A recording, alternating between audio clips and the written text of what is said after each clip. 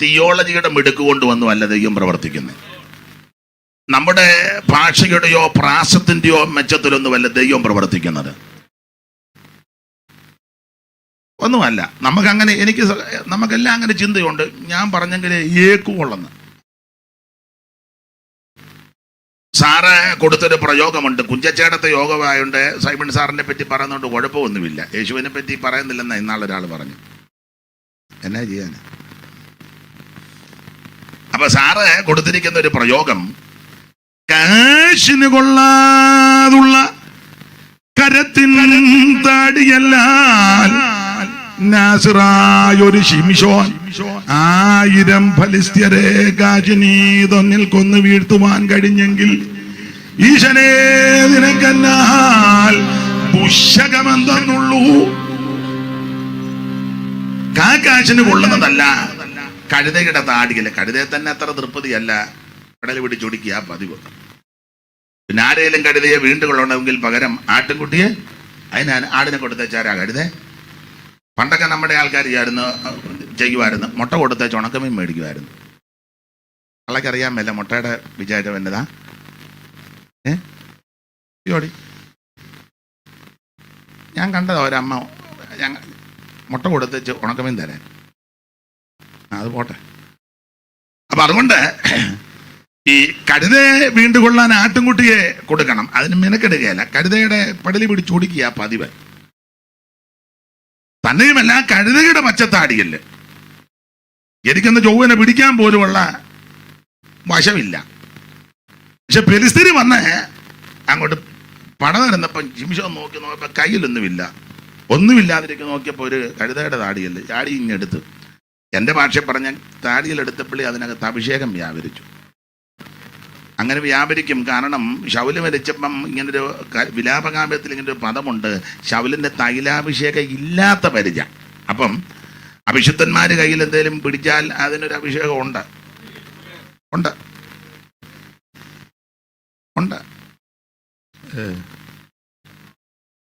അടിരിപ്പേണ്ട ഭാഷ എല്ലാം പോയി. പിന്നെ അപ്പോൾ ശൗലിൻ്റെ തൈലാഭിഷേകം ഇല്ലാത്ത ആ വാക്യം ഒന്ന് വായിച്ചേര് കർത്തൃദാസനെ. അറിവുള്ള വാക്യമെങ്കിലും വായിച്ചോ. ശൗല് മരിച്ചപ്പോൾ ദാവീദ് ഒരു പാട്ട് പാടിയല്ലോ, വിലാപകാവ്യം ധനുർഗീതമെന്നാണ് കൊടുത്തിരിക്കുന്നത്. ശാമുവേലിന്റെ 2-ാം പുസ്തകം 1-ാം അധ്യായത്തിന്റെ 17 മുതൽ താഴോട്ട്.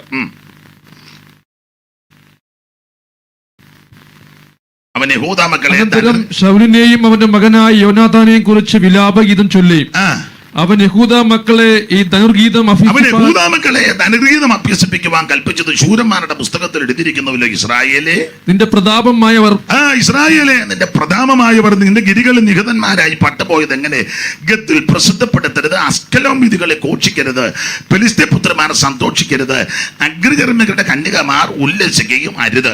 ഗിൽബോബ പർവ്വതങ്ങളെ നിങ്ങളുടെ മേൽ മഞ്ഞോ മഴയോ വഴിപാട് ദിനങ്ങളോ ഉണ്ടാകാതിരിക്കട്ടെ. അവിടെയല്ലോ വീരന്മാരുടെ പരിച എറിഞ്ഞു കളഞ്ഞത്. അടുത്ത പദം ശൗലിന്റെ തൈലാഭിഷേകമില്ലാത്ത പരിച. അപ്പോൾ അഭിഷേകമുള്ള ഒരുത്തൻ പരിച പിടിച്ചാൽ അതിനകത്തും അഭിഷേകമുണ്ട്. ഞാൻ ഇന്ന് രാവിലെ ഒരു ചെറിയ ബൈബിൾ ക്ലാസ് ഞങ്ങളുടെ ചർച്ചിലെ ഒരു നിയോഗം കിട്ടി. എല്ലാ ദിവസവും രാവിലെ കഴിഞ്ഞ ആഴ്ച മുതൽ തുടങ്ങി 7 മുതൽ 8:30 വരെ എല്ലാ വീട്ടിലും പ്രാർത്ഥനയാണ്. രാവിലെ എല്ലാവരും വരും, എല്ലാ വീട്ടിലും. ഓരോ ഗ്ലാസ് കാപ്പി കൊടുക്കാൻ പറഞ്ഞു. കാരണം ഭക്ഷണം പിന്നെ പ്രാർത്ഥന മുടക്കും. ഭക്ഷണം വേറെ ഉണ്ട്, ഇത് സ്പെഷ്യൽ പ്രാർത്ഥനയാണ്. രാവിലെ 7 മുതൽ 8:30 വരെ. നിങ്ങളും വരുന്നേ വാ. നിങ്ങളുടെ സഭ യോഗം ഇല്ലെങ്കിൽ അവിടുത്തെ മുടക്കിയേച്ച് അങ്ങോട്ട് വന്നേക്കരുത്, പിന്നെ എനിക്കും യോഗത്തിനൊക്കെ പോകേണ്ടതാണ്. അപ്പം രാവിലെ ഞാൻ ദൈവവചനം പറഞ്ഞപ്പോൾ ഇങ്ങനെ പറഞ്ഞു, ശൗലൻ രാജാവായി ദാവീദും രാജാവായി. രണ്ടുപേരും 30 വയസ്സിലാ, അല്ലയോ? 30 അല്ലേ? 2:30. അപ്പം ശൗല് രാജാവായപ്പോൾ 30 വയസ്സ്, ദാവീദും രാജാവായപ്പോൾ 30 അല്ലയോ? അതാ. ശൗലിനെ 40 ആണ്ടേക്കാ കൊടുത്തത്. അണ്ട പ്രവർത്തികളുടെ പുസ്തകം 13-ാം അധ്യായത്തിന്റെ 21 ഒന്ന് വായിച്ചേ. അപ്പോസ്തല പ്രവൃത്തി 13:21. അനന്തരം അവർ രാജാവിനെ ചോദിച്ചു. അനന്തരം അവർ രാജാവിനെ ചോദിച്ചു, ദൈവം അവർക്ക് ബെന്യാമിൻ ഗോത്രക്കാരനായ കീശിന്റെ മകൻ ശൗലിനെ 40 ആണ്ടേക്ക് കൊടുത്തു. 40 വർഷത്തേക്കാ കൊടുത്തത്. 40 കൊല്ലത്തേക്ക് കൊടുത്തതാ. പക്ഷെ കക്ഷി 40 കൊല്ലവും നന്നായിട്ടിരുന്നില്ല. 2 കൊല്ലം ചൊവ്വോടിരുന്നു. 13-ന്റെ 1 വായിച്ചേ. ശാമുവേലിന്റെ 1-ാം പുസ്തകം 13-ന്റെ 1. പെട്ടെന്ന്, നമ്മുടെ വിഷയമല്ലെങ്കിൽ ഒരു കാര്യം പറയാനാ. രാജാവായപ്പോൾ 30 വയസ്സുള്ളവനായിരുന്നു. അവൻ ഇസ്രയേലിൽ 2 സംവത്സരം വാണു. ശരിക്കും ആണത് 2 ഉള്ളൂ. 40 ഇരുന്നു, അത് കടിച്ചു തൂങ്ങിയിരുന്നതാ. 2 വർഷമേ ശരിയായിട്ടുള്ള ഭരണം. ചില ആൾക്കാർ പണങ്ങരുത്, ആരും എന്നോട് പണങ്ങരുത്. ചില ആൾക്കാർ പറഞ്ഞു, കഴിഞ്ഞോ 80-ൽ പരം വർഷമായി ഞാൻ ഈ വേലയില്ല. എത്ര നാൾ വേല ചെയ്തെന്ന് പറ. പിണങ്ങാതിരിക്കാൻ ഞാനൊരു കാര്യം പറയാം. പിണങ്ങരുത്, ഉടക്കരുത്. സ്ഥലവും സഭയും ഒന്നും എന്നോട് ചോദിക്കരുത്. ഒരാള്, അന്ന് ഞാനും ഉണ്ടവിടെ, ഒരു സഭയിൽ വന്ന് പറഞ്ഞു, കഴിഞ്ഞ 40 വർഷമായി ഞാൻ കർത്താവിൻ്റെ വേലയിലാണ് പൂർണ്ണ സമയം. 50 വർഷമായി ഞാൻ പൂർണ്ണ സമയം കർത്താവിൻ്റെ വേലയാണ്. അത് പറഞ്ഞു വെച്ച യോഗമെല്ലാം ശുശ്രൂഷകൾ ചെയ്ത് കൂട്ടത്തിൽ പാവത്താന് പറഞ്ഞു, ദൈവം എനിക്ക്, ഇപ്പോഴല്ല കുറെ നാൾ മുമ്പാ, പഴയ ആളാ, ദൈവം എനിക്ക് 12 മക്കളെ തന്നു. അവരെല്ലാവരും നല്ല നിലയിൽ ജീവിക്കുന്നു. അമേരിക്കയിലാണ് മിക്കവരും. വേറെ ചില രാജ്യത്തിൻ്റെ പേര് പറഞ്ഞുകൊണ്ട് അവർക്ക് എല്ലാവിധമാകുന്ന ഭൗതിക നന്മകളുമൊക്കെ ദൈവം കൊടുത്തു. ആ കുഞ്ഞുങ്ങളെ 12 പേരെയും ജനിപ്പിച്ച് വളർത്തി, നല്ല വിദ്യാഭ്യാസം കൊടുത്ത് ദൈവകൃപയിൽ വളർത്തി, അവർക്കെല്ലാം വിവാഹം നടത്തി. മക്കളും കൊച്ചുമക്കളും എണ്ണം ഞാൻ മറന്നുപോയി. ഇത്ര കൊച്ചുമക്കളുടെ മക്കൾ ഇത്ര എല്ലാം പറഞ്ഞു. ദൈവം എന്നെ നടത്തി. നല്ല മനുഷ്യനാ. യുക്തിക്ക് പിടിക്കുന്ന ഒരു അച്ചായ ഞങ്ങളുടെ അവിടെ ഉണ്ടായിരുന്ന അന്ന്. ഇതെല്ലാം കഴിഞ്ഞ് വെച്ച് പുള്ളി ഇങ്ങോട്ട് വന്ന് പറഞ്ഞു, ഇല്ലേ പാസ്റ്ററെ, 50 കൊല്ലം വേല ചെയ്തെന്ന് പറഞ്ഞു. 12 മക്കളെ ജനിപ്പിച്ച് വളർത്തി പഠിപ്പിച്ച് മിടുക്കരാക്കി കല്യാണം ആലോചിച്ച് കല്യാണം നടത്തി കൊച്ചുമക്കളെയൊക്കെ സംരക്ഷിച്ചെന്നൊക്കെ പറഞ്ഞു. ഇതിനിടയ്ക്ക് എവിടെ 40 വർഷം 50 വർഷം? അതുകൊണ്ട് 50 വർഷം പൂർണ്ണമായിട്ട് നിന്നൊന്നും പറയണ്ട. 50 വർഷമായിട്ട് എന്നാലാവും ഇതൊക്കെ ഏതാണ്ട് ശരിയാ. ഞാൻ നിങ്ങളെല്ലാം വർഷത്തിന്റെ കണക്ക് പറയും, നല്ലതാ, അഭിനന്ദിക്കുന്നു. പക്ഷേ 50, 20, 30, 40, 10 ആകട്ടെ, അതിൽ എത്ര വർഷം നന്നായി വേല ചെയ്തു, എത്ര മാസം, എത്ര ദിവസം, ആ ദിവസത്തിൽ ഒരു ദിവസത്തിൽ എന്തും വേണം ചെയ്തു. നമ്മൾ തന്നെത്താൻ ശോധന ചെയ്താൽ മതി. വേറെ ആരെയും വിധിക്കണ്ട, അടുത്തിരിക്കുന്ന ആരെയും വിധിക്കണ്ട. ഞാൻ എന്നെയും കൂടെ പ്രതിയാക്കി പറയാ, ഞായറാഴ്ചത്തെ വേല ഒരു സഭായം നടത്തുക, എല്ലാം കൂടെ ഒരു 4-5 മണിക്കൂർ. എല്ലാവരുടെയും കാര്യമല്ല, എല്ലാവരെയും ഉൾപ്പെടുത്തുന്നില്ല. പിന്നെ അത് സഭായം കഴിഞ്ഞ് വിശ്രമം. ചിലരെ പറയാനുണ്ട് 9 കഴിഞ്ഞാൽ എന്നെ ഫോൺ ചെയ്യരുത്. ചിലർ, എല്ലാവരും അല്ല, ചിലരെ കാണണമെങ്കിൽ തന്നെ മിണ്ടുന്നില്ല ആരും. നമുക്ക് യോഹന്നാന്റെ സുവിശേഷത്തിൽ വരാതാ നല്ലത്. ദൈവത്തിന് മഹത്വം. തന്നെത്താൻ ശോധന ചെയ്താൽ മതി. അതെ, 40 ആണ്ടത്തേക്ക് ആ ദൈവം കൊടുത്തത്. പക്ഷേ 2 വർഷമേ നേരും ചൊവ്വിനും മേലെ ചെയ്തോളൂ. പിന്നെ ദുരാത്മബാധിതനായി, എൻ്റെ ഭാഷ പറഞ്ഞ അന്നൊരേം പതയും ചാടും. അന്നേരം ദാവീദ് കിന്നരമെടുത്ത് വായിക്കും. പുള്ളിക്ക് അല്പം ആശ്വാസം കിട്ടും. പിന്നെയും പുള്ളി കയ്യിൽ കുന്തമെടുക്കും. ദാവീദിനെ കണ്ട കുത്താൻ ചെല്ലും. ഒത്തിരി കുത്തിയതെല്ലാം ഭിത്തിയില്ല. പുള്ളി അങ്ങ് ഒഴിഞ്ഞു മാറി. അതെ, നമുക്ക് നമ്മുടെ വിഷയത്തിൽ വരാം. അഭിഷിക്തന്റെ കയ്യിൽ ഒരു കഴുതയുടെ താടിയിൽ കിട്ടിയാലും അതിനകത്ത് അഭിഷേകം വ്യാപരിക്കും. നിസ്സാര വസ്തുക്കളെ കൊണ്ട് ആ ദൈവം തന്റെ മഹത്വം വെളിപ്പെടുത്തുന്നത്. അതാ ഞാൻ തുടക്കത്തിൽ പറഞ്ഞു, നമ്മുടെ പ്രസംഗത്തിന്റെ മെച്ചമോ പാട്ടിന്റെ മെച്ചമോ പദങ്ങളോ പദാനുപദങ്ങളോ പ്രാസമോ വാക്കുകളെല്ലാം ചേർത്ത് കോർത്ത് വാക്ധോരണി, അതിലൊന്നും അല്ല ദൈവം പ്രവർത്തിക്കുന്നത്. ചിലപ്പോൾ ഒരു സാധുവായി ദൈവദാസൻ, സാധുവായ ഒരു ദൈവദാസി, ഒരമ്മ ഒരു ഹല്ലേലൂയ പറയുമ്പോഴായിരിക്കും വിടുതൽ നടക്കുന്നേ. ചിലപ്പോൾ നിങ്ങൾ അവിടെ ഇരുന്നുകൊണ്ട് ഒരു ഹല്ലേലൂയ പറയുമ്പോഴായിരിക്കും ദൈവപ്രവൃത്തി വെളിപ്പെടുന്നത്.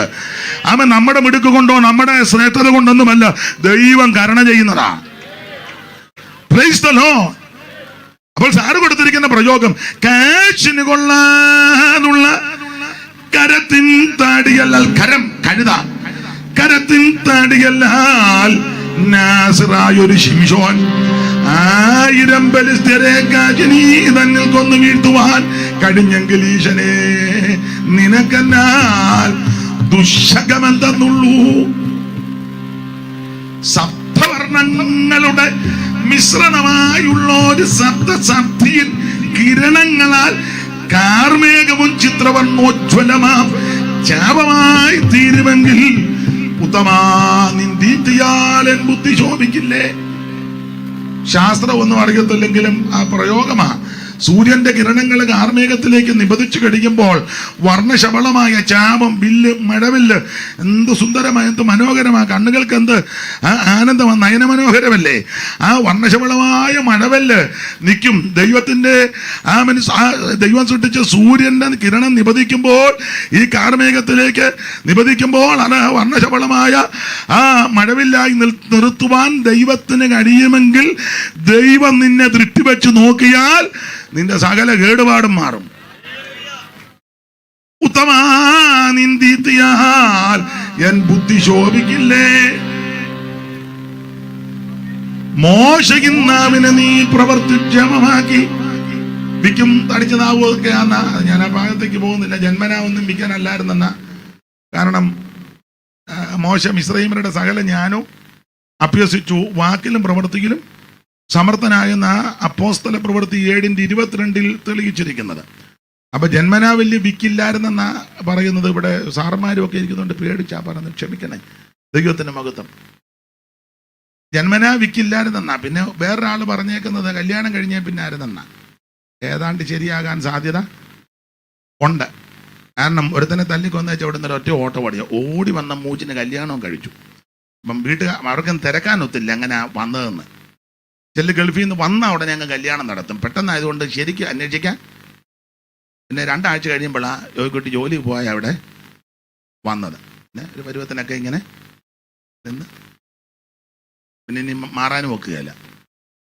അപ്പം ഈ വന്ന മൂച്ചിന് പുള്ളി കല്യാണമൊക്കെ കഴിഞ്ഞേ പിന്നെ പയ്യ അവിടെ തങ്ങിക്കൂടി. അപ്പം ദത്തല്ലയോ, അതിൻ്റെതായ ക്ഷീണം ഉണ്ടാകും. അപ്പം ഈ ബന്ധുവീട്ടിൽ എന്തെങ്കിലും വിഷയങ്ങൾ വരുമ്പോൾ പുള്ളി കയറി അഭിപ്രായം പറയും. പുള്ളി എല്ലാത്തിനും കയറി ഏക്കുന്ന ആളാണ്.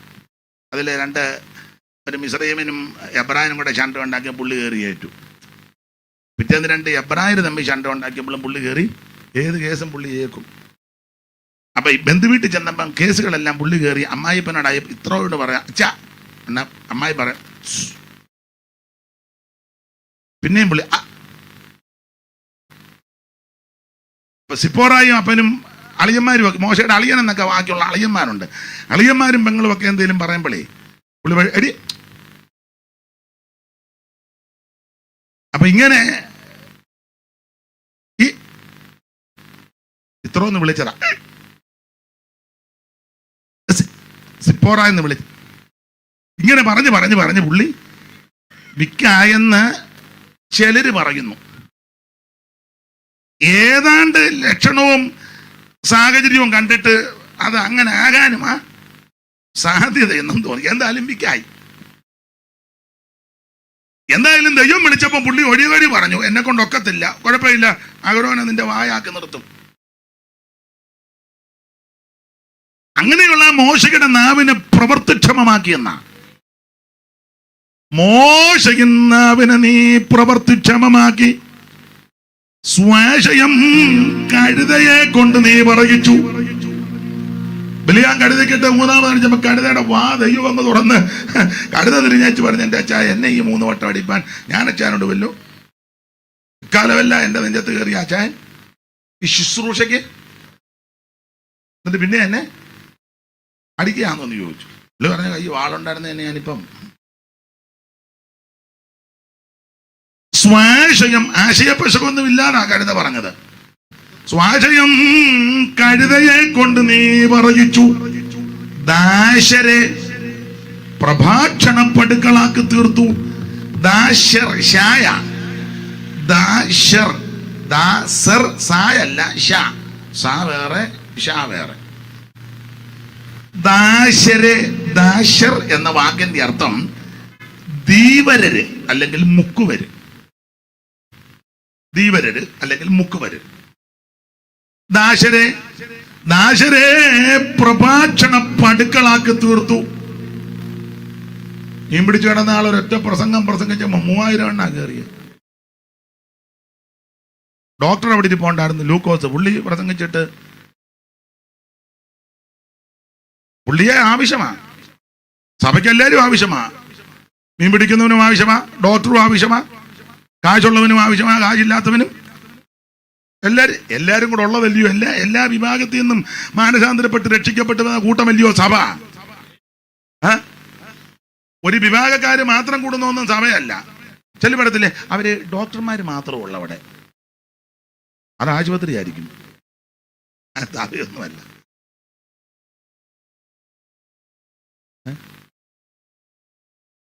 ആ സഭ മീൻ പിടിക്കുന്നവർ മാത്രമേ ഉള്ളൂ, അത് അവിടെ വാടി കടപ്പുറമല്ലോ ആയിരിക്കും. ആ സഭയിൽ അവിടെ വെളുത്തവർ മാത്രമേ ഉള്ളൂ, അത് ആയിപ്പന്മാരായിരിക്കും. ഇവിടോ അത് കറുത്തതല്ല, ഇതൊന്നും സഭയല്ല, അത് വിദ്യാഭ്യാസം ഉള്ളവരുടെ സഭ. അല്ലല്ല, ഇത് വിദ്യാഭ്യാസം അങ്ങനല്ല. എല്ലാ വിഭാഗത്തിൽ നിന്നും മാനസാന്തരപ്പെട്ട് രക്ഷിക്കപ്പെട്ട് യേശുവിനെ ഉള്ളത്തിൽ ഏറ്റെടുത്ത് വരുന്ന ഒരു കൂട്ടമാ സഭ. ഒരു പ്രത്യേക വിഭാഗക്കാർ മാത്രം കൂടുന്നൊന്നും സഭയല്ല, അത് അവരുടെ സംഘടനയാ. ദൈവത്തിന് മഹത്വം. വേട്ടമല പാടിയ ഒരു പാട്ടിന്റെ ഒരു വരി പാടാ.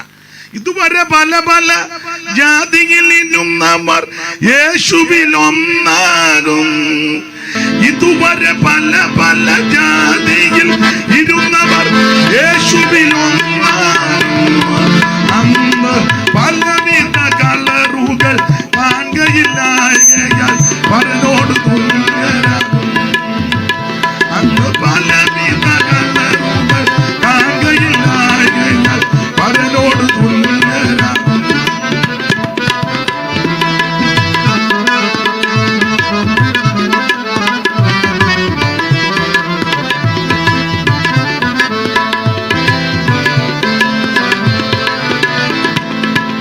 ഇടയനേകമാകും ആട്ടിൻ കൂട്ടവും ഒന്നാകും.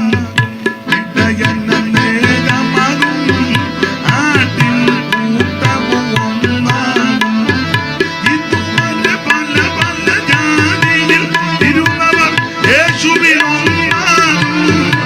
അന്ന് പലവിധ കളറുകൾ കാണുകയില്ലായകയാൽ പരനോട് തുല്യരാകും. അപ്പൊ ശ്രദ്ധിക്കുക, ഒരു പ്രത്യേക ആൾക്കാർ മാത്രം കൂടുന്നതല്ല സഭ. ഇവിടെ ദാശരെന്ന് പറഞ്ഞാൽ മുക്കുവന്മാര്, മീൻ പിടിക്കുന്നവര്. ദാശരെ പ്രഭാഷണ പടുക്കളാക്കി തീർത്തു.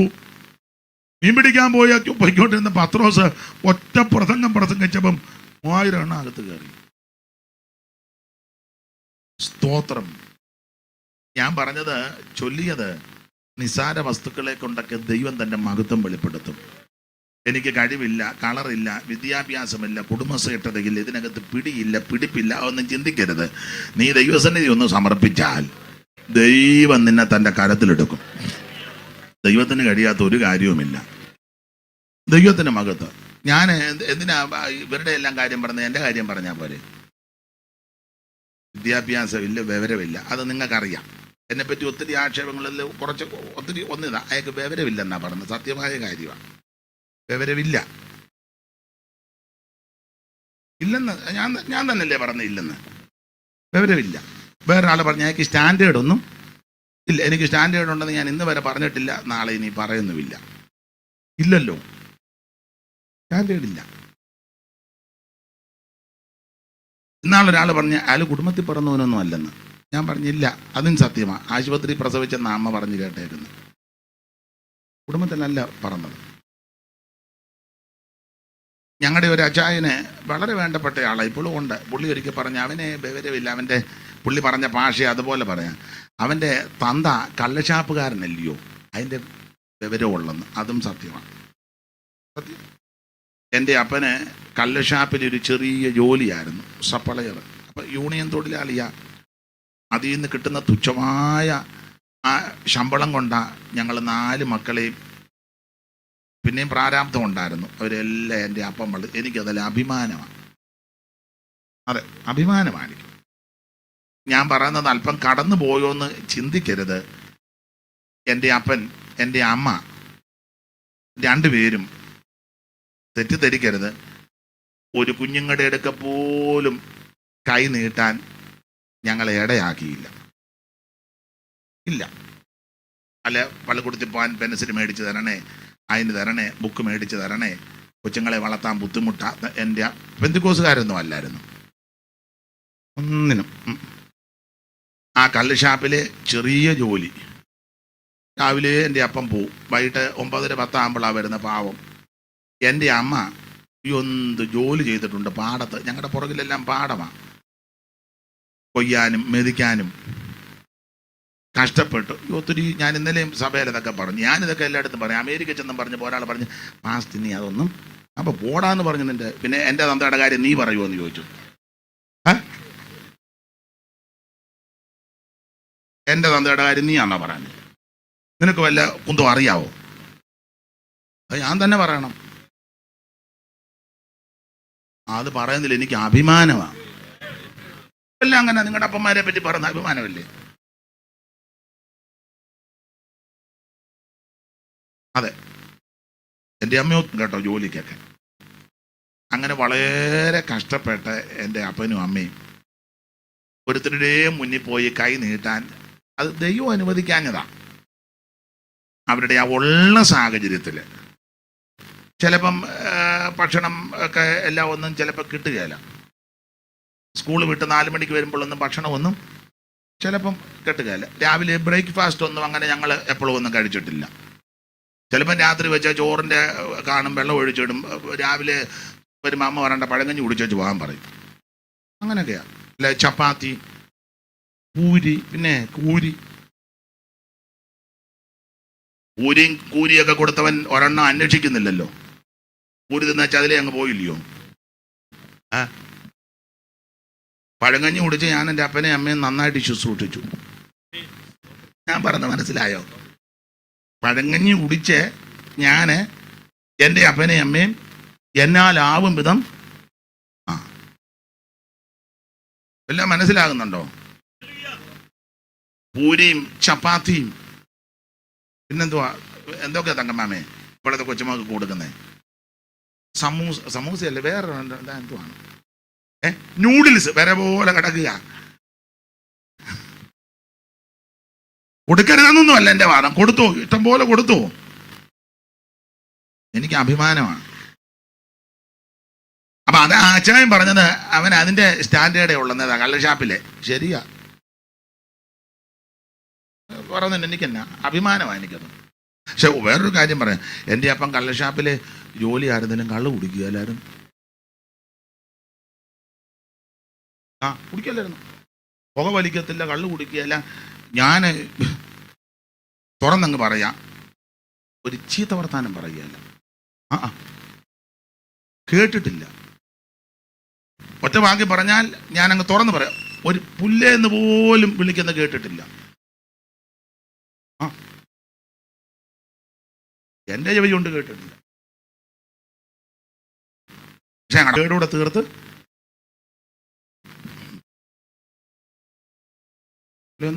അപ്പനൊന്നും കള്ളു കുടിക്കുകയല്ലായിരുന്നു. 50 വർഷത്തോളം കള്ള് ഷാപ്പിലെ ജോലിയായിരുന്നു. കള്ളു കുടിക്കുകയല്ലായിരുന്നു, പുക വലിക്കുകയല്ല, വീട്ടിൽ തന്നെ അതിൽ ഉറക്കെ സംസാരിക്കുകയല്ല, വളരെ ശാന്തനും. നിങ്ങൾ അവിടെ നിന്ന് അന്വേഷിച്ച് നോക്കി. ഞാനിപ്പോൾ ലൈവിലല്ലയോ പറഞ്ഞ കാലത്ത് കാര്യം കേട്ടോണ്ടിരിക്കില്ല. അങ്ങോട്ട് ഞാൻ ചോദിച്ചു. നല്ല മനുഷ്യനായിരുന്നു. അപ്പം ആ അച്ചായൻ പറഞ്ഞത് അവനെ അതാ ശരിയാ, കള്ള് ഷാപ്പിലെ ജോലിയായിരുന്നു. അതിൻ്റെ കള്ളം പറയുന്നതിന് വളരെ ബുദ്ധിമുട്ടിയാണ് വളർത്തിയത്. എനിക്ക് വിദ്യാഭ്യാസം ഒന്നുമില്ല. നിങ്ങൾ പറയാം അതൊക്കെ ഞങ്ങൾക്ക് നേരത്തെ അറിയാമായിരുന്നെന്ന്. അപ്പം നിങ്ങൾ മുഖം കാണുമ്പോൾ എനിക്കറിയാം അത് ഞങ്ങൾ നേരത്തെ അറിയാമായിരുന്നു. ദൈവത്തിന് മഹത്വം. കുടുംബശ്രേഷ്ഠതയൊന്നും പറയാനില്ല, ഇല്ല. ജാതിയുടെ മഹത്വവും പറയാൻ അതുമില്ല. വലിയ കളറുമില്ല.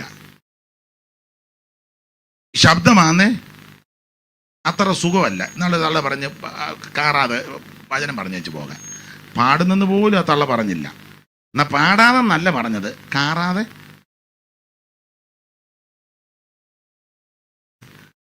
അതെ, അങ്ങനെ എന്തെല്ലാം കുഴപ്പടിയാ. എന്നെ ദൈവം ഇത്രത്തോളം സഹായിച്ചല്ലോ. അതിനാ ഞാൻ പറഞ്ഞ മറ്റ് ശ്ലോകമൊന്നും ചൊല്ലിയില്ലെങ്കിൽ എന്നെയും കൂടെ ഒന്ന് കണ്ടുപിടിച്ചു. നിസാര വസ്തുക്കളെ കൊണ്ട് ദൈവം മഹത്വം വെളിപ്പെടുത്തും. ഇന്ന് രാത്രി ഒന്ന് സമർപ്പിച്ചു കൊടുത്താൽ മതി. യേശുവിനൊന്ന് സമർപ്പിച്ചാൽ മതി. കർത്താവിൻ്റെ കരങ്ങളിലൊന്ന് സമർപ്പിച്ചാൽ മതി. ദൈവം നിന്നെ എടുത്ത് ഉപയോഗിക്കും. എനിക്കു പരകതിയരുള്ളു 11 ത്യജിച്ചു സുരപുര അതിജനാൽ. എനിക്കു പരകതിയരുള്ളു 11 ത്യജിച്ചു സുരപുര അതിജനാൽ. തലയുടെ ഇച്ചിരി കുറയ്ക്കണം, എന്റേത് മേളിൽ നിൽക്കണേ ഈ ശബ്ദം. അത് വേണ്ടെന്നല്ല, അത് ഞാൻ ഇവർക്ക് വായിക്കാൻ കൊടുക്കുമ്പോൾ കൂട്ടിക്കണം. ഞാൻ പാടുമ്പോൾ ഇത് വേണം മേളിൽ നിൽക്കാൻ. എനിക്കു പരകതിയരുള്ളു 11 ത്യജിച്ചു സുരപുര അതിജനാൽ.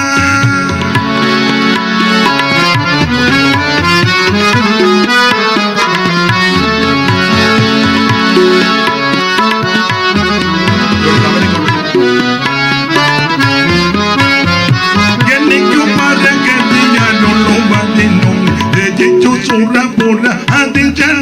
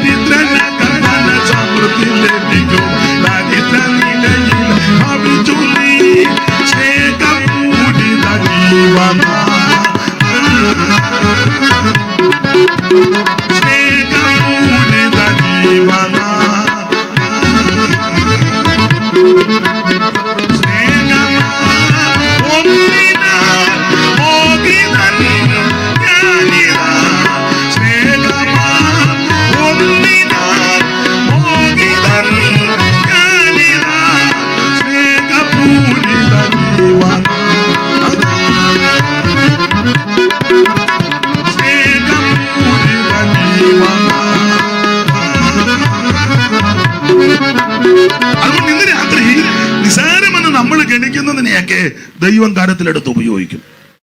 അതെ, നമ്മുടെ വിഷയത്തിലേക്ക് വരാം. യോഹന്നാന്റെ സുവിശേഷം. ഈ സുവിശേഷത്തിന്റെ വിശേഷത യേശുക്രിസ്തു ദൈവമാണെന്ന് തെളിയിക്കുന്ന സുവിശേഷമാണ്. മത്തായി സുവിശേഷം നമുക്കറിയാം, അവിടുത്തെ രാജാവാണെന്ന് തെളിയിക്കുന്ന പ്രയോഗങ്ങളാണ്. മർക്കോസ് ദാസരൂപമെടുത്ത ക്രിസ്തുവിനെ വെളിപ്പെടുത്തുന്നു. ലൂക്കോസ് സമ്പൂർണ്ണ മനുഷ്യനായ യേശുവിനെ മാനവജനതയ്ക്ക് വെളിപ്പെടുത്തി കൊടുക്കുക. എന്നാൽ വ്യത്യസ്തമായ യോഹന്നാൻ നമുക്കറിയാം യേശു ക്രിസ്തു ദൈവമാണെന്ന് തെളിയിക്കുക. എന്തുവാ ഈ സുവിശേഷം? എല്ലായിടങ്ങളിലും ഞാൻ പറയുന്ന കാര്യം ഒന്നുകൂടെ ഒന്ന് ആവർത്തിക്കാം, സുവിശേഷ യോഗമായതുകൊണ്ട്. എന്തുവാ സുവിശേഷം? അത് യേശു ക്രിസ്തു. തിമോഥെയോസിന്റെ 2-ാം ലേഖനം 2:8 മുതൽ നമ്മൾ വായിക്കപ്പെടറിയ പൗലോസ് കൃത്യമായി സ്പഷ്ടമായിട്ടും പറഞ്ഞു, ദാവീദിന്റെ സന്തതിയായി ജനിച്ച് മരിച്ചിട്ട് ഉയർത്തെഴുന്നേറ്റ യേശു ക്രിസ്തുവിനെ ഓർത്തുകൊള്ളുവീൻ, അതാകുന്നു സുവിശേഷം. സുവിശേഷം യേശു ക്രിസ്തു. എന്തിനാ സുവിശേഷം? തീത്തോസ് 2:11 പഠിക്കുമ്പോൾ സകല മനുഷ്യരും രക്ഷപ്പെടാൻ ഒറ്റ മാർഗം, ഒറ്റ വഴി, ഒറ്റ വാതിൽ, യേശു ക്രിസ്തു മാത്രം. മറ്റൊരുത്തനും രക്ഷയില്ല. കർമ്മമാർഗം കൊണ്ടും പുണ്യപ്രവൃത്തി കൊണ്ടും ദാനധർമ്മങ്ങൾ കൊണ്ടും നേർച്ച കാഴ്ച കൊണ്ടും പാരമ്പര്യം കൊണ്ടും ഒന്നും രക്ഷപ്പെടുകയല്ല. രക്ഷപ്പെടാൻ ഒറ്റ മാർഗം, ഒറ്റ വഴി, യേശു ക്രിസ്തു മാത്രം. സകല മനുഷ്യരും രക്ഷപ്പെടാൻ. ഇനി ആരാ സുവിശേഷം കേൾക്കേണ്ടത്? 49-ാം സങ്കീർത്തനം പഠിക്കുമ്പോൾ സകല ജാതികളുമായുള്ളവരെ ഇത് എല്ലാവരും ഇത് കേൾക്കണം. എല്ലാവർക്കും കേൾക്കാൻ പറ്റുന്ന കാര്യമായി സുവിശേഷം. മറ്റു കാര്യമൊന്നും എല്ലാവർക്കും കേൾക്കാൻ പറ്റത്തില്ല. അപ്പനും അമ്മയും മക്കളും വല്യപ്പനും വല്യമ്മയും എല്ലാം കൊണ്ടിരുന്ന എല്ലാ കാര്യമൊന്നും കേൾക്കാൻ പറ്റത്തില്ല. ചില അമ്മമാര് വർത്താനം പറയാൻ എന്നിട്ട് പോടാ, മൂത്തൊരു വർത്താനം പറയുന്നതിനിടെ മൂത്തൊരു പറഞ്ഞ അത്രയും വർത്താനമാണ് കൊച്ചുങ്ങൾ കേൾക്കാൻ പറ്റാത്ത വർത്താനായി പറയുന്നത്. അത് നിങ്ങൾ കേട്ടിട്ടില്ല? മൂത്തവർ പറയുന്നതിനിടെ കീഴെ കയറി. അപ്പൊ മൂത്തവർ പറയുന്നതല്ല. ഞാൻ ഒരു സ്ഥലത്തിരിക്കുമ്പോൾ ഒരു അച്ചായൻ സംസാരിച്ചു. അല്പം വഴി വിട്ടാ പുള്ളി സംസാരിച്ചത്. പുള്ളിയുടെ അനിയൻ്റെ മകൻ, അവനെന്ന് പൊടിയാ, ഇപ്പം അവൻ്റെ കല്യാണം കഴിഞ്ഞു. അന്ന് അവൻ പൊടിക്കുഞ്ഞ. എനിക്ക് തോന്നുന്നൊരു 7 വയസ്സ് കാണുമായിരിക്കാം അന്ന്. അപ്പോൾ പുള്ളി ഈ കൊച്ചിനെ ഒന്നും ശ്രദ്ധിക്കുന്നില്ല, ഭയങ്കര വർത്താനമാണ്. വേറൊരാളോട് ഒരു കാര്യം പറയുക. അപ്പം അല്പം അശ്ലീലമായിട്ടുമൊക്കെ ആ പുള്ളി പറയുന്നത്. ഇവൻ അടുത്തിരിക്കുന്ന പുള്ളി ശ്രദ്ധിക്കുന്നില്ല. അനിയൻ്റെ മോനാ പറഞ്ഞുകൊണ്ടിരിക്കുന്നുണ്ട്. ഇവൻ കയറി അഭിപ്രായം പറഞ്ഞു. പാപ്പ അത് അങ്ങനല്ലേ എന്ന്. അവൻ പൊടിയാന്നതിലും മൂപ്പാ. എന്നാ പുള്ളി പറഞ്ഞു അങ്ങനല്ലടാ, മിണ്ടാതിരിക്കണമെന്ന് പറഞ്ഞ് പുള്ളി വർത്താനത്തിൻ്റെ ചൂടി മറ്റേ പുള്ളിയോട് ഇതെല്ലാം പറഞ്ഞു. പുള്ളി വേറൊരു കാര്യം പറയാമെന്നമ്മ പുള്ളി പറയാം, പാസ്റ്ററെ കൊച്ചനിരിക്കുന്നില്ല, ഞാൻ കൊച്ചൻ അതിനെല്ലാം അഭിപ്രായം പറഞ്ഞു വെച്ചിരിക്കുക. പുള്ളിക്ക് ഒടുവിലാണ് മനസ്സിലായത് കൊച്ചൻ ഇവിടെ ഇരിക്കും. അപ്പം ഞാനും നിങ്ങളുമെല്ലാം പല കാര്യങ്ങൾ പറയും. അതെല്ലാം ഒന്നും എല്ലാവർക്കും കേൾക്കാൻ പറ്റുന്നതൊന്നും അല്ല. ഈ ലോകത്തിലെ കാര്യങ്ങളെല്ലാം അങ്ങനെ എല്ലാവർക്കും കേൾക്കാൻ പറ്റുന്നതും എല്ലാവർക്കും കാണാൻ പറ്റുന്നതും ഒന്നും അല്ല. എന്നാൽ എല്ലാവർക്കും കേൾക്കാൻ പറ്റാവുന്ന നല്ലൊരു വാർത്ത സുവിശേഷം. അപ്പനും അമ്മയ്ക്കും മക്കൾക്കും വല്യപ്പനും വല്യമ്മയ്ക്കും എല്ലാവർക്കും ഒന്നിച്ചിരുന്ന് യാതൊരു ജാള്യതയും കൂടാതെ യാതൊരു അസ്വസ്ഥത കൂടാതെ കേൾക്കാൻ പറ്റാവുന്ന ഒരേ ഒരു വാർത്ത അത് സുവിശേഷമാണ്. ആ വാർത്തയായി ഈ ദിവസങ്ങളിലൂടെ മുടങ്ങിക്കൊണ്ടിരിക്കുന്നത്. അപ്പൊ എന്താണ് സുവിശേഷം? യേശു ക്രിസ്തു. എന്തിനാ സുവിശേഷം? സകല മനുഷ്യനും രക്ഷപ്പെടാൻ. ആരാ സുവിശേഷം കേൾക്കണ്ടേ? എല്ലാരും കേൾക്കണം. ഈ സുവിശേഷം കേട്ടാലുള്ള ഗുണമെന്നാ? ലൂക്കോസിന്റെ സുവിശേഷം 2-ാം അധ്യായത്തിന്റെ 8 മുതൽ 13 വരെ പഠിക്കുമ്പോൾ യേശുക്രിസ്തുവിന്റെ തിരുപ്പിറവിയോട് ബന്ധപ്പെട്ട് നടന്ന സംഭവത്തിലെ ഒരു കാര്യമാണ് ആ കണ്ണികയ്ക്കകത്ത് ലൂക്കോസ് രേഖപ്പെടുത്തിയിരിക്കുന്നത്. ലൂക്കോസിന്റെ സുവിശേഷം 2-ാം അധ്യായത്തിന്റെ 8 മുതൽ 13 വരെയുള്ള തിരുവെടുത്ത വേഗത്തിലൊന്ന് വായിക്കാമെങ്കിൽ വലിയ ഉപകാരം. അന്ന് ആ പ്രദേശത്തെ ഇടയന്മാർ രാത്രിയിൽ ആട്ടിൻകൂട്ടത്തെ കാവൽ കാത്ത് വെളിയിൽ പാർത്തിരുന്നു. അപ്പോൾ കർത്താവിന് ഒരു ദൂതൻ അവരുടെ അരികെ നിന്നു. കർത്താവിന്റെ തേജസ് അവരെ ചുറ്റി മിന്നി. അവർ ഭയപരവശരായി തീർന്നു. ദൂതൻ അവരോട്, ഭയപ്പെടേണ്ട, സർവ്വജനത്തിനും ഉണ്ടാവാനുള്ള ഒരു മഹാസന്തോഷം ഞാൻ നിങ്ങളോട് സുവിശേഷിക്കുന്നു. കർത്താവായ ക്രിസ്തു എന്ന രക്ഷിതാവ് ഇന്ന് ദാവീദിന്റെ പട്ടണത്തിൽ നിങ്ങൾക്കായി ജനിച്ചിരിക്കുന്നു. പട്ടണത്തിൽ ജാതനേ, പട്ടണത്തിൽ ജാതനേ.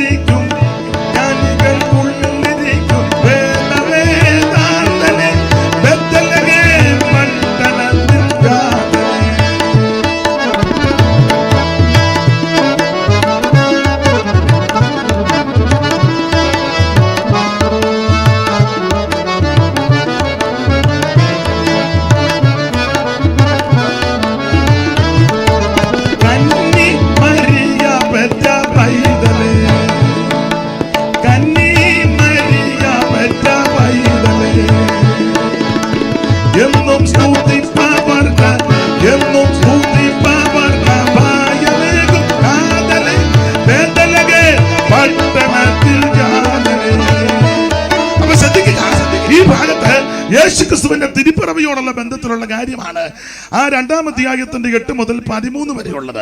അപ്പോൾ യേശുക്രിസ്തുവിന്റെ തിരുപ്പിറവിയോട് ബന്ധപ്പെട്ട് അവിടുത്തെ തിരുജനനത്തോട് ബന്ധപ്പെട്ട് എന്തൊക്കെയാ സംഭവിച്ചത്? ആ കണ്ണിക പഠിക്കുമ്പോൾ 2-3 കാര്യം പറയാം. ഒന്ന്, മാനവ ജനതയുടെ ഇരുട്ട് മാറും. കാരണം ആ വാക്യത്തിൽ ഇങ്ങനുണ്ട്, രാത്രിയിലായി സംഭവം. അല്ലേ ദൈവദാസനെ? അവിടെ രാത്രി എന്നൊരു പദം. അന്ന് ആ പ്രദേശത്തെ ഇടയന്മാർ രാത്രിയിൽ. അപ്പോൾ ഈ സംഭവം നടക്കുന്ന രാത്രിയിലാണ്. ഒരു വലിയ പ്രകാശം മിന്നി. അപ്പൊ ഇതിന്റെ എല്ലാം കൂടെ വെളിച്ചത്തിൽ ഇരുട്ട് മാറി എന്ന് പറഞ്ഞാൽ, സുവിശേഷം കേട്ടാൽ, സുവിശേഷം വന്നാൽ നിന്റെ ഇരുട്ട് മാറും. നിന്റെ ജീവിതത്തിന്റെ ഇരുട്ട് മാറും, കുടുംബത്തിന്റെ ഇരുട്ട് മാറും, ദേശത്തിന്റെ ഇരുട്ട് മാറും, രാജ്യങ്ങളുടെ ഇരുട്ട് മാറും, രാഷ്ട്രങ്ങളുടെ ഇരുട്ട് മാറ്റും. ആമേൻ. ഈ ലോകത്തിന്റെ ഇരുട്ട് മാറ്റുവാൻ കഴിവുള്ള ഒരേ ഒരു മാർഗം അത് സുവിശേഷമാണ്. വേറെ ഒന്നും കൊണ്ട് മാറുകയല്ല. പോലീസിന്റെ ലാത്തിക്കോ തത്വസംഹിതകൾക്കോ പ്രത്യയ ശാസ്ത്രങ്ങൾക്കോ വലിയ വാറ്റോരണി ഒക്കെ ആയിട്ട് സംസാരിച്ചാലൊന്നും ഇത് മാറുകയില്ല. ഇരുട്ട് മാറ്റാൻ മാറ്റുന്ന ഒരേ ഒരു മാർഗം അത് നിത്യ സത്യ സുവിശേഷമാകുന്ന യേശുക്രിസ്തു. എത്രയോ വ്യക്തികളുടെ ഇരുട്ട് മാറി. ഇഷ്ടം പോലെ ഭ്രാന്ത് പിടിച്ച് കിടന്നതിനെല്ലാം ശൂചാടൻ ചെന്ന് പറഞ്ഞ് പ്രാർത്ഥിച്ച് ഭ്രാന്ത് മാറ്റി. പുതുപ്പള്ളിയിൽ ഒരു നടുക്കോട്ട് ചിന്നമാമ ഉണ്ടായിരുന്നു, ഭ്രാന്തായിരുന്നു. അറിയാവില്ല, തോന്നിട്ട് ഞാൻ അറിയാം. നടുക്കോട്ടിലെ ചിന്നമാമ മരിച്ചുപോയി, ഭ്രാന്തായിരുന്നു. അതിനെങ്കിൽ ഓരോ സാറ് വേല ചെയ്യുന്ന കാലത്താ കർമ്മയിലെ കുട്ടിയമ്മ കൊച്ചമ്മയും മാങ്ങാനം അറിയാമ്മയും പ്രവാചകി അറിയാമല്ലോ. പിന്നെ എവിടാ വീട്? എവിടെ? ഏത് വീട്ടിലെ? നേരത്തെ പറയണ്ട. തറയിലെ വീട്. അപ്പൊ അന്ന് അവിടെ ഭക്തരായ അനേക ദൈവദാസന്മാരുണ്ട്. നമ്മുടെ പാപ്പൻ സാറ്, പാപ്പി സാറ്, കൊച്ചു സാറ്, മക്രോണിലെ ചൗമേല് സാറ്. അപ്പൊ ചുരുക്കി പറഞ്ഞാൽ അതിനൊക്കെ ജോർജ് സാറ് വേല ചെയ്യുന്ന കാലത്ത് വന്ന് പറഞ്ഞു, ഇന്നതുപോലെ നടുക്കോട്ടിലൊരു വീടുണ്ട്, പഴയ തറവാട്, അറയുന്നതിനും വീടാ, തെങ്ങ് തുളച്ച് നാമത്തിലിട്ടിരിക്കുക കൊച്ചമ്മേ. ആത്മാവി നിറഞ്ഞ് പ്രാർത്ഥിച്ചങ്ങോട്ട് എന്ന് നമ്മുടെ ചെറിയാങ്കോതകരി പാസ്റ്ററുടെ അമ്മായിയമ്മ അടുത്ത കാലത്ത് അമേരിക്ക മരിച്ചത്. 100 വയസ്സുണ്ടായിരുന്നു കൊച്ചമ്മ. നല്ല ദൈവകൃപയുള്ള അമ്മയാ. അമ്മേനെയൊക്കെ കൊണ്ടവരങ്ങോട്ട് ആത്മാവി നിറഞ്ഞ് പ്രാർത്ഥിച്ച് ഭ്രാന്ത് മാറി. അതാ പെന്തിക്കോസ് എന്ന്. അല്ല, ഇതിനകത്ത് വന്ന് ഭ്രാന്ത് വരികയല്ല. നമ്മുടെ നല്ല സഹോദരിമാര് പറഞ്ഞിട്ട് കൊച്ചേ എന്നെ ഞാൻ ഭ്രാന്ത് എടുത്തിരിക്കുക കേട്ടോ. കാര്യം വന്നു. ദൈവത്തിന് മഹത്വം. പ്രാർത്ഥിച്ച് ഭ്രാന്ത് മാറിയെന്ന്. ചിന്നമാമ ദൈവകൃപയിൽ ശക്തിപ്പെട്ട് അവൻ കർത്താവിന്റെ സാക്ഷ്യം വഹിച്ച മാന്യ ദൈവദാസി. എന്റെ ദൃഷ്ടിപ്പെട്ട ഓർമ്മ വന്നൊരു കാര്യം നിങ്ങൾക്ക് ഇഷ്ടം പോലെ പറയാനുണ്ട്.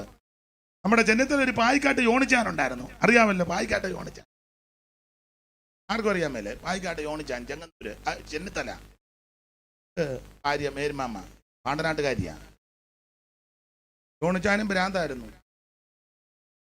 ജേക്കബ് സാറിനെയൊക്കെ കാലത്താ ചെന്നിത്തല ജേക്കബ് സാറ്, പിന്നെ ജോക്കബിന്റെ പിതാവ് ബന്ധമാണ്.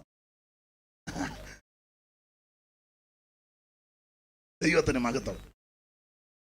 അവരൊക്കെ രോഗശാന്തിക്ക് നിൽക്കുന്ന മരുന്നൊന്നും എടുക്കുകയല്ല. ഗോത്രം പ്രാർത്ഥിച്ചങ്ങോട്ട് എന്ന് ആമൻ ജോണിച്ചാന്റെ ഭ്രാന്ത് മാറി. അദ്ദേഹം പിന്നെ കർത്താവിന്റെ വേല ചെയ്ത മാന്യ ദൈവദാസനാ. ഒരു സൈക്കിൾ വെക്കേണ്ട, സൈക്കിളുടെ പുറകിന് വെച്ച് എന്നെയും കൊണ്ടുപോകുമായിരുന്നു. ചെന്നിത്തല, എരമത്തൂര്, കോയിക്കമൊക്കെ ചോറുമൊക്കെ എല്ലാം ഞങ്ങൾ പോയി യോഗം നടത്തിയിട്ടുള്ളതാണ്. മാന്യ കർത്തൃദാസൻ. അതാ പെന്തിക്കോസ് എന്ന്. Price the Lord. എത്ര കുടുംബങ്ങളുടെ ഇരുട്ടാ മാറിയത്, എത്ര വ്യക്തികളുടെ ഇരുട്ടാ മാറിയത്, ഏതെല്ലാം ദേശത്തിന്റെ ഇരുട്ടാ മാറിയത്. ഒരു കാലത്ത് കേരള ഇരുട്ട് തപ്പിത്തേടി നടക്കി. ഇപ്പോഴും ഇരുട്ട് അങ്ങനെ പൂർണ്ണമായിട്ട് മാറിയെന്നൊന്നും ഞാൻ പറയത്തില്ല.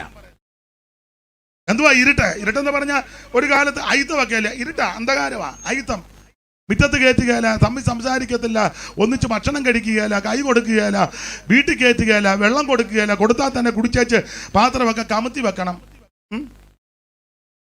ഞങ്ങളുടെ അവിടെ ഒരു പഴയ വീടുണ്ടായിരുന്നു. വെള്ളം കൊടുത്താൽ പാത്രം കമത്തി വെച്ചേച്ച് മാറ്റി വെച്ചേച്ച് പൊക്കോണം. അവിടെ ഒന്നും തൊടാനൊക്കത്തില്ല. അയിത്തവാ. അവരെ കയറി തമ്പുരാട്ടിന്ന് വിളിക്കണം. അവിടുത്തെ ആ തള്ളയെ കയറി തമ്പുരാട്ടിന്ന്. ഞങ്ങളുടെ അവിടെ ഒരു കൊച്ചമ്മ വിളിച്ചിട്ട് മിടിക്കുക തമ്പുരാട്ടിന്ന് പറഞ്ഞെങ്കിൽ അവർക്ക് ഇഷ്ടമല്ല.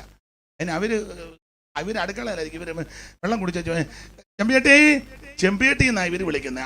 അവർക്ക് തിരിയുന്നത് തമ്പുരാട്ടി എന്നാണ്. അപ്പൊ അവരകത്തിരുന്ന് എന്തോ പിന്നെ പറയാം, ചെമ്പിയട്ടി ഞാൻ പോവുക. ആട്ടെ. ഈ തള്ള ചെമ്പിയട്ടി എന്നാ വിളിക്കുന്നത്. അവരകത്തിരുന്ന് നോക്കുന്നത് തമ്പുരാട്ടിന്ന്.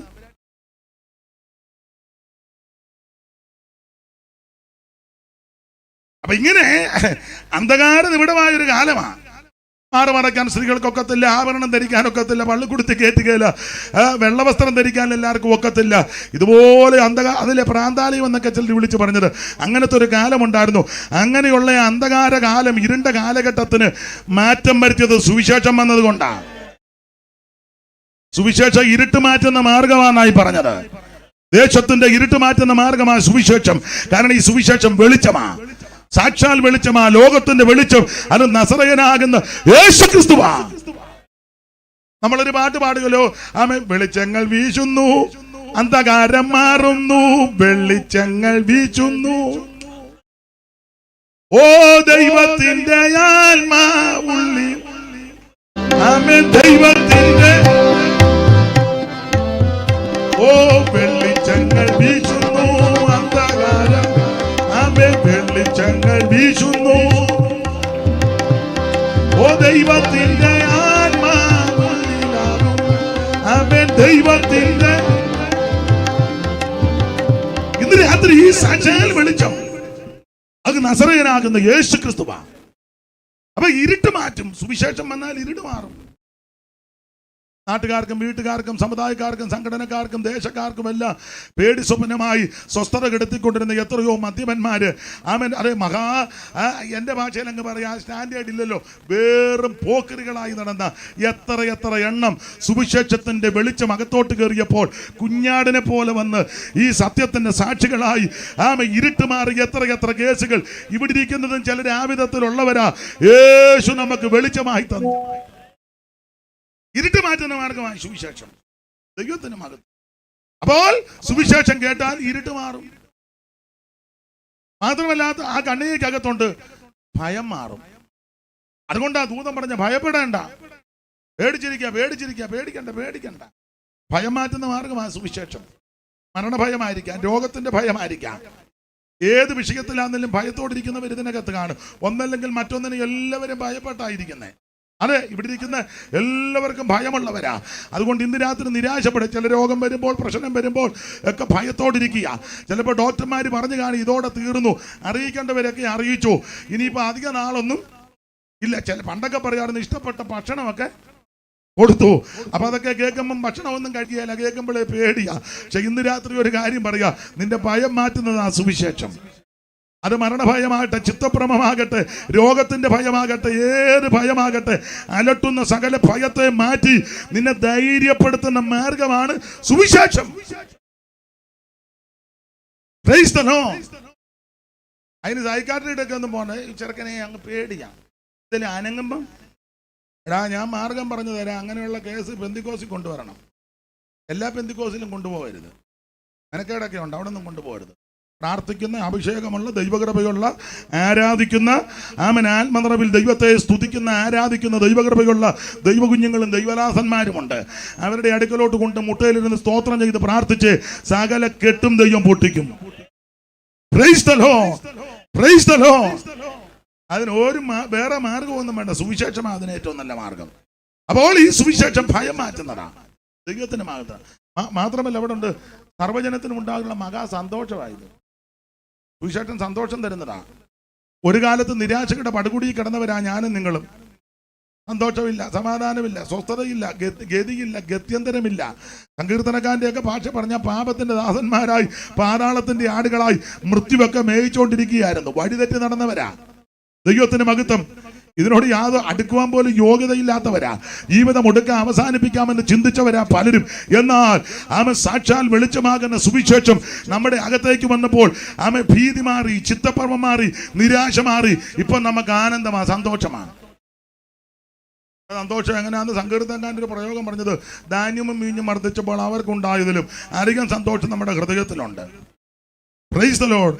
അമ്മ മുന്തിരി ചിലപ്പം ഫലം കാണുകയില്ല, അത്തിയൊന്നും തളർത്തെന്നോ പൂത്തെന്നോ വരികയില്ല, ഗോശാലികളിൽ ചിലപ്പം കന്നുകാലി ഉണ്ടായെന്നും വരികയില്ല, പക്ഷെ ഞാൻ യഹോവയിൽ ആനന്ദിക്കും. ആ സന്തോഷമാണ് നമുക്ക് ലഭിച്ചിരിക്കുന്നത്. പൗലോസ് പറഞ്ഞ കർത്താവിൽ സന്തോഷിപ്പിൻ എന്ന് പിന്നെയും നിങ്ങളോട് പറയുക. ആമ സുവിശേഷം കേട്ടാൽ സന്തോഷമുണ്ടാകും.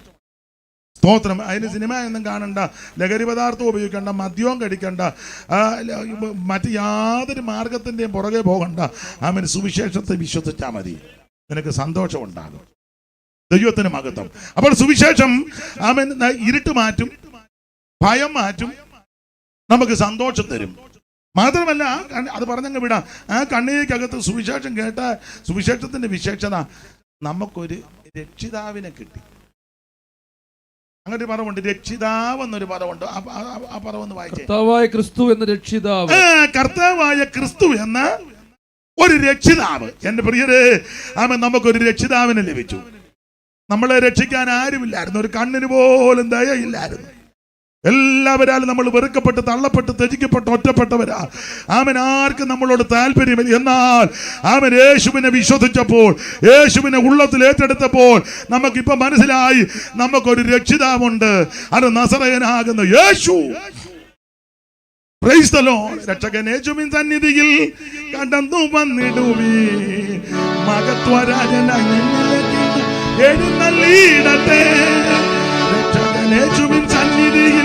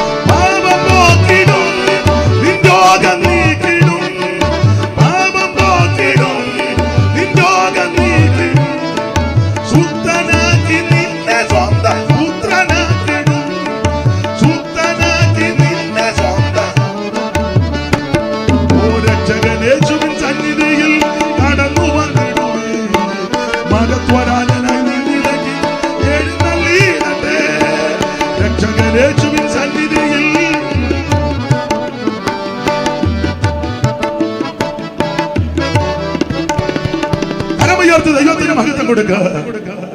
അപ്പൊ ഈ സുവിശേഷത്തിന്റെ വിശേഷതയാ, ഇരുട്ട് മാറ്റും, ഭയം മാറ്റും, സന്തോഷം ലഭിക്കും, നമുക്കൊരു രക്ഷകനെയും കിട്ടി. ഇത് പോരായോ?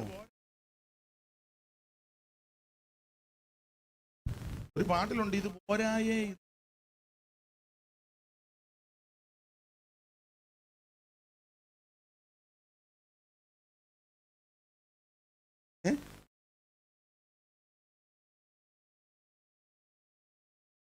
രക്ഷകനെ കിട്ടിയില്ലേ? സന്തോഷം ഉണ്ടായില്ലേ? ഇരുട്ട് മാറിയില്ലേ? ദൈവത്തിന് മഹത്വം. മാത്രം മതി. ദൈവത്തിന് മഹത്വം. സുവിശേഷം. അപ്പൊ എന്താണ് സുവിശേഷം? യേശു ക്രിസ്തു. എന്തിനാ സുവിശേഷം? സകലരും രക്ഷപ്പെടാൻ. ആരാ സുവിശേഷം കേൾക്കേണ്ട? സകല ജാതികളും കേൾക്കണം.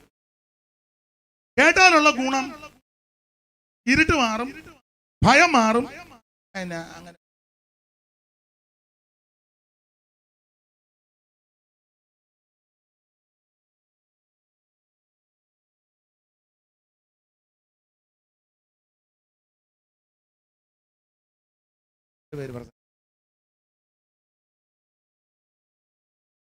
അപ്പൊ ഇരുട്ട് മാറും, ഭയം മാറും, സന്തോഷം ലഭിക്കും, ഒരു രക്ഷകനെയും കിട്ടി.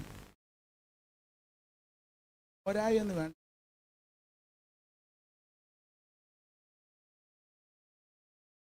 ഈ ശരിക്ക് സുവിശേഷം പറഞ്ഞാൽ എന്തൊക്കെ നടക്കും? ശരിയായിട്ട് സുവിശേഷം പറഞ്ഞാൽ ഒന്ന്, മാനസാന്തരം ഉണ്ടാകും. മർക്കോസ് 1:14 മുതൽ താഴോട്ട് പഠിക്കുമ്പോൾ തെളിവിന് തരുന്നുണ്ടല്ലോ, മാനസാന്തരം ഉണ്ടാകും. ഒന്ന് വായിച്ചേര്. എന്നിട്ട് അടുത്ത ഭാഗത്തോട്ട് വരണം. ഇത് ഒരു മുഖവര പറയുക. എന്നാൽ യോഹന്നാൻ തടവിലായ ശേഷം യേശു ഗലീലയിൽ ചെന്ന് ദൈവരാജ്യത്തിന്റെ സുവിശേഷം പ്രസംഗിച്ചു. കാലം തികഞ്ഞു, ദൈവരാജ്യം സമീപിച്ചിരിക്കുന്നു. മാനസാന്തരപ്പെട്ട് സുവിശേഷത്തിൽ.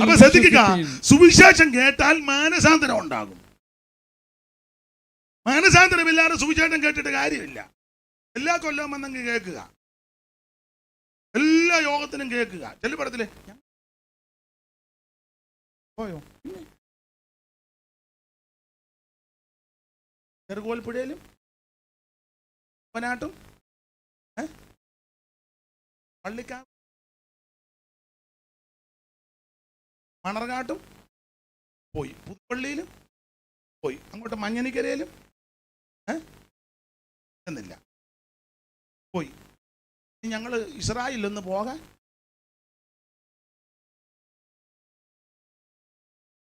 ഞങ്ങൾ എല്ലാവരുടെയും കേൾക്കും. അത് നല്ലതാ, അതൊക്കെ നല്ലതായിട്ടിരിക്കട്ടെ. പക്ഷേ സുവിശേഷം കേട്ടാൽ മാനസാന്തരം ഉണ്ടാകും. എന്തുവാ ഈ മാനസാന്തരം? ഒറ്റവാക്കി പറഞ്ഞാൽ തിരിഞ്ഞു വരിക, തിരിഞ്ഞു വരണം.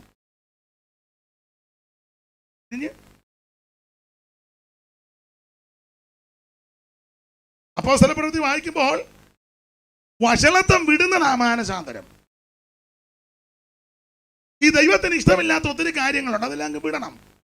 അതാ മാനസാന്തരം. അപ്പൊ ശരിക്ക് സുവിശേഷം കേട്ടാൽ മാനസാന്തരം ഉണ്ടാകും. അധികം വിവരിക്കുന്നില്ല. ഒരു കാലത്ത് നമ്മൾ അങ്ങനെയൊക്കെ ജീവിച്ചു വരാം. ദൈവത്തെ അറിയാതെ, ദൈവവഴിയിൽ നടക്കാതെ, മദ്യത്തിനും മയക്കുമരുന്നിനും ലഹരി പദാർത്ഥങ്ങൾക്കും പാപകൃതികൾക്കും മറ്റ് അനേക കാര്യങ്ങളിൽ താല്പര്യപ്പെട്ട് നടന്നതാ. എന്നാൽ സുവിശേഷത്തിന്റെ സത്യം അകത്തോട്ട് വന്നു കഴിയുമ്പോൾ ഒരു തിരിഞ്ഞു വരവുണ്ടാകും. അതാ മാനസാന്തരം. ഇത് കേട്ടിട്ടും അത് നടക്കുന്നില്ലെങ്കിൽ ശരിക്ക് കേട്ടിട്ടില്ല, കേട്ടത് അംഗീകരിച്ചിട്ടില്ല, കേൾക്കുന്നേ ഉള്ളൂ. സ്തോത്രം. ശരിക്കും സുവിശേഷം കേട്ടാൽ മാനസാന്തരം ഉണ്ടാകും. നേരത്തെ ചെയ്തതും പ്രവർത്തിച്ചതും പറഞ്ഞതും പോയതും ഒന്നും ഇനി നടക്കുകയല്ല. സ്തോത്രം. 2 എടുത്ത് വായിപ്പിക്കുന്നില്ല. 2 ശരിക്കും സുവിശേഷം കേട്ടാൽ ജ്ഞാനം നടക്കും. ഇവിടെ ഈ പള്ളി പോയിച്ച മന്ത്രി ഇങ്ങോട്ട് വരിക, ധനകാര്യ മന്ത്രി, പുള്ളി തേരെ വരിക. തേരെ വന്നപ്പോൾ മൊബൈലിൽ കളിക്കുകയല്ല, പുള്ളി തിരുവെടുത്ത് നോക്കുക. നമ്മൾ അങ്ങോട്ട് പോകുമ്പോഴും ഇങ്ങോട്ട് പോകുമ്പോഴും ചിലപ്പോൾ സ്റ്റേജിലിരിക്കുമ്പോഴും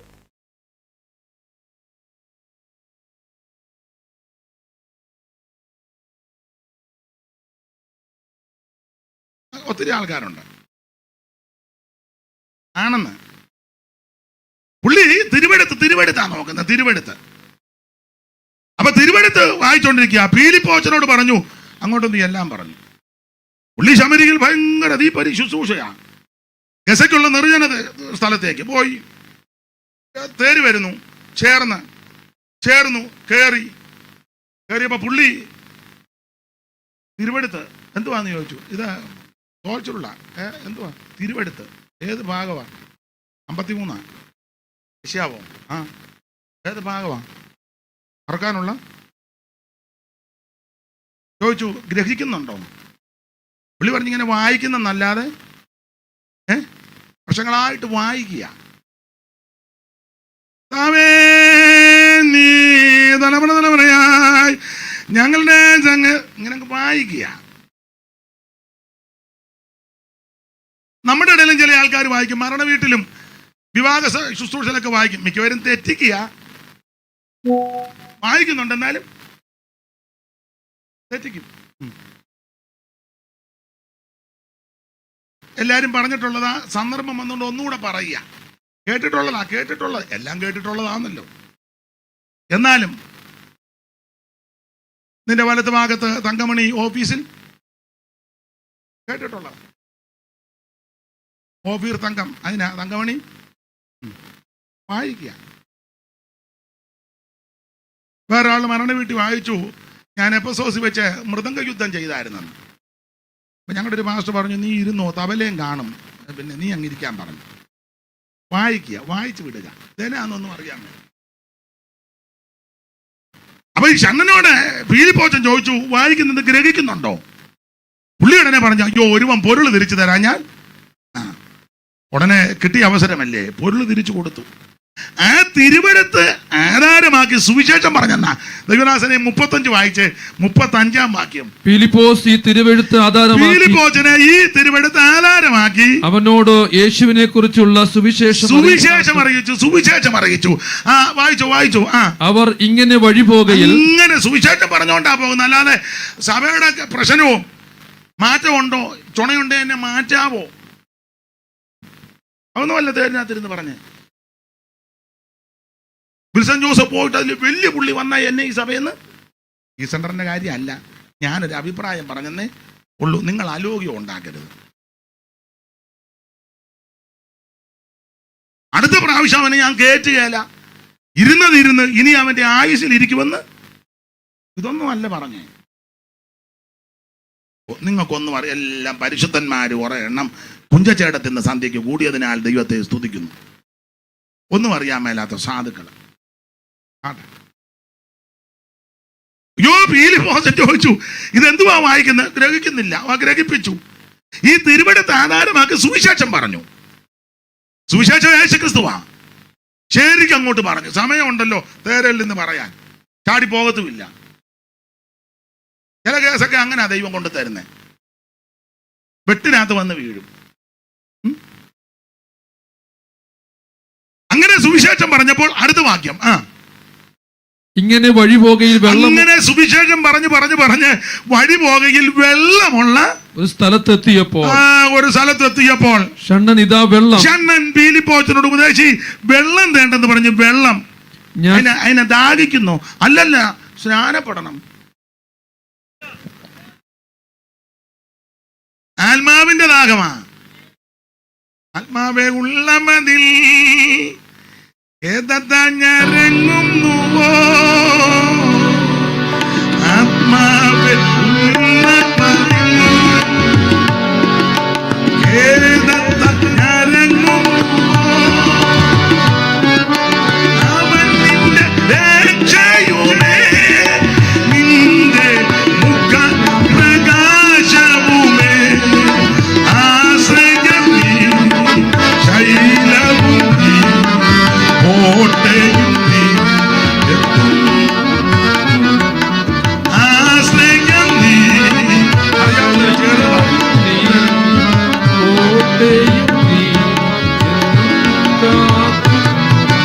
ആശ്രയം നീ, ശൈലവും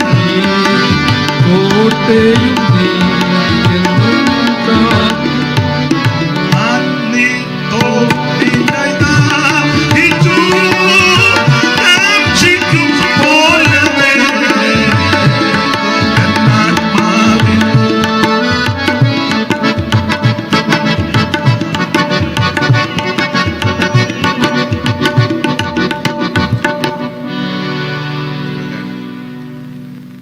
അപ്പൊ ശ്രദ്ധിക്കുക, ഇത് വെള്ളം കൂടി ദാഹം ഉണ്ടായിട്ടല്ല, ആത്മാവിന്റെ ദാഹമാണ്.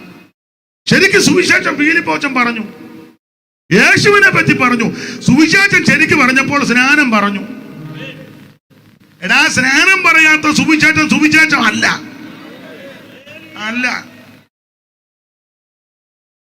രക്ഷ മാത്രം പറഞ്ഞാൽ പോലും രക്ഷ പറയണം. ആ രക്ഷയുടെ ദൂത് പറഞ്ഞാൽ, സുവിശേഷം പറഞ്ഞാൽ സ്നാനവും പറയണം. അത് വെള്ളത്തിൽ മുങ്ങിയുള്ള സ്നാനമാണ്. യേശു മാതൃക കാണിച്ചു, അതാ സ്നാനം. അത് പറയണം. സുവിശേഷം പറഞ്ഞതേ അവിടെ എഴുതിയിട്ടുള്ളൂ, പക്ഷെ അതിനകത്ത് സ്നാനമുണ്ട്. അതുകൊണ്ട് ഷണ്ണം പറഞ്ഞത്, ഉപദേശി വെള്ളം ഇവിടെ കാണും, ഇനി ചിലപ്പോൾ അങ്ങോട്ട് പോയാലും കാണും. എങ്ങനെ എനിക്ക് സ്നാനപ്പെടണം. ഉടനെ ചോദിച്ചു, നീ വിശ്വസിക്കുന്നു? അയ്യോ, വിശ്വസിക്കുന്നവരെയാ മുക്കേണ്ടത്,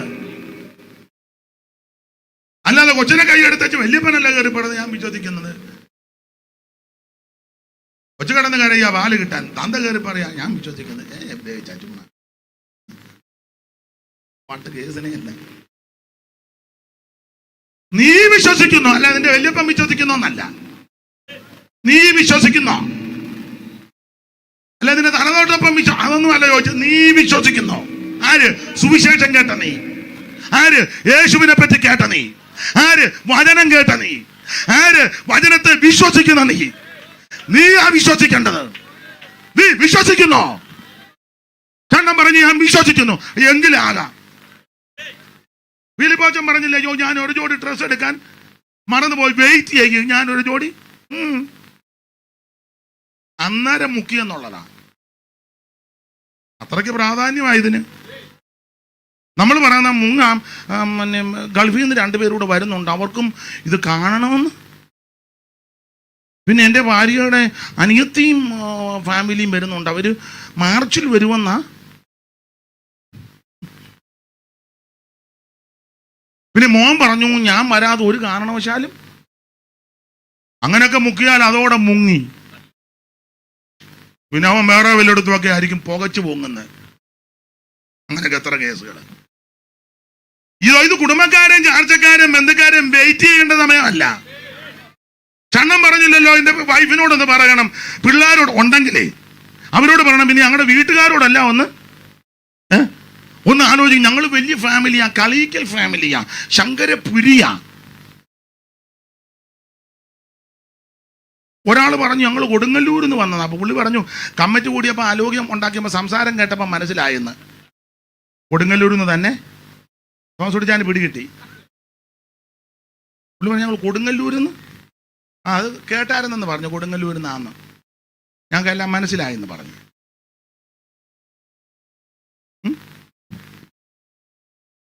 ഇത് കുടുംബക്കാരോട് ചോദിക്കേണ്ടതല്ല, ഇത് ഭാര്യയോടും ഭർത്താവിനോടും അനുവാദം ചോദിക്കേണ്ട മാർഗമല്ല. ഏതാ സ്നാനം? പിള്ളേര് വിദേശത്ത് അവരോടും കൂടെ ഒന്ന് എം.പി. വർഗീസ് അപ്പച്ചനാന്ന് തോന്നുന്നു വെള്ളക്കാലിൽ ഒരു അപ്പച്ചനെ മുക്കിയപ്പം പുള്ളി മുങ്ങിയേച്ച് വന്നേച്ചു സൂക്കാടെല്ലാം തീർന്ന ഞാൻ പോവാന്ന് പറഞ്ഞു. ഇത് സൂക്കാട് തീർക്കാനുള്ളതല്ല. തിരുമൂലപുരം ജോർജ് കുട്ടി തോണ്ടരക്കടവിൽ എടുത്തന്നെ മുക്കിയപ്പോൾ ഉണ്ടായിട്ട് അക്കരയ്ക്ക് പോയി. അക്കരെ കയറിയപ്പോഴെങ്കിലും പോകുകയെന്ന് പറഞ്ഞു. മിണ്ടിയില്ല. അവൻ പോയി.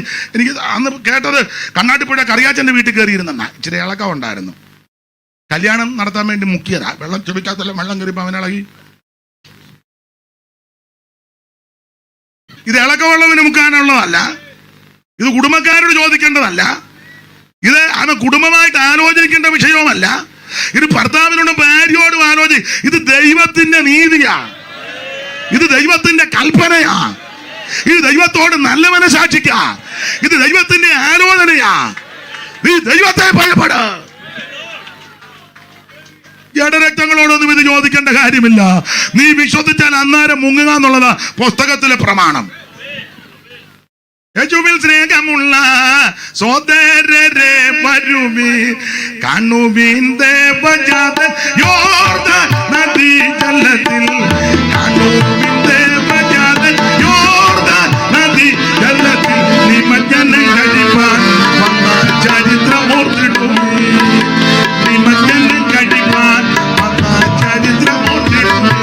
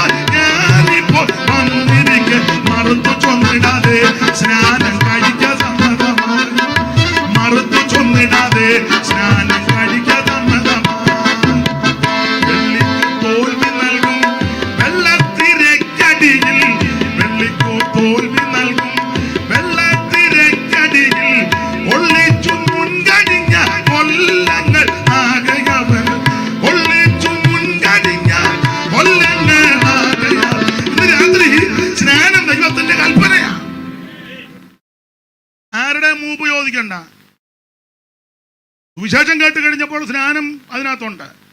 സ്നാനം ശരിയാന്ന് കണ്ടപ്പോൾ പുള്ളി പറഞ്ഞു എനിക്കിപ്പം മുങ്ങണം. അന്നേരം മൂക്കി. പുള്ളി നേരേലും പോയി പുള്ളിയെ ആത്മാവിൽ ദൈവം അസ്തോതിലും കൊണ്ടു. അതാ ശുശ്രൂഷ. ഇത് ചില പാസ്റ്റർമാരോട് പറഞ്ഞാൽ പാസ്റ്റർമാരും പറയും അടുത്ത മാസം നമ്മൾ 3 ദിവസം ഉപവാസ പ്രാർത്ഥന കമ്മിറ്റി കൂടട്ടെ. കമ്മിറ്റി പറയുന്നില്ല, ഇനിയും നാളെ യോഗങ്ങളുണ്ട്, അലോഗ്യം ഉണ്ടാകും. സ്തോത്രം, ദൈവത്തിന് മഹത്വം. ഇത് ഒരുത്തൻ്റെ മൂപ്പ് ചോദിക്കണ്ട. പൗലോസ് പറഞ്ഞൊരു പദം എടുക്കുക, ജഡരക്തങ്ങളോടൊന്നും ചോദിക്കണ്ട, ദൈവത്തിന്റെ കൽപ്പന അനുസരിക്കണം. അപ്പൊ സുവിശേഷം കേട്ടാൽ മാനസാന്തരം ഉണ്ടാകും. 2 സ്നാനം നടക്കും. ശരിക്കും സുവിശേഷം പറഞ്ഞാൽ നമ്മൾ പറയുന്നില്ലല്ലോ. 3 പദം വരുമ്പോ ചിലപ്പോൾ ഉടക്കുണ്ടാകാൻ സാധ്യതയുണ്ട്. എനിക്ക് വലിയ തിയോളജി ഒന്നും അറിയാൻ മേല. തുടക്കത്തിലേ പറഞ്ഞല്ലോ വിവരമില്ലെന്ന്. അപ്പൊ അതുകൊണ്ട് വിവരദോഷി ആയതുകൊണ്ട് വലിയ കൊമ്പ് കോർക്കുകയല്ലെന്ന് എനിക്കറിയാം. ദൈവത്തിന് മഹത്വം. ശരിക്കും സുവിശേഷം കേട്ടാൽ അഭിഷേകം പ്രാപിക്കും.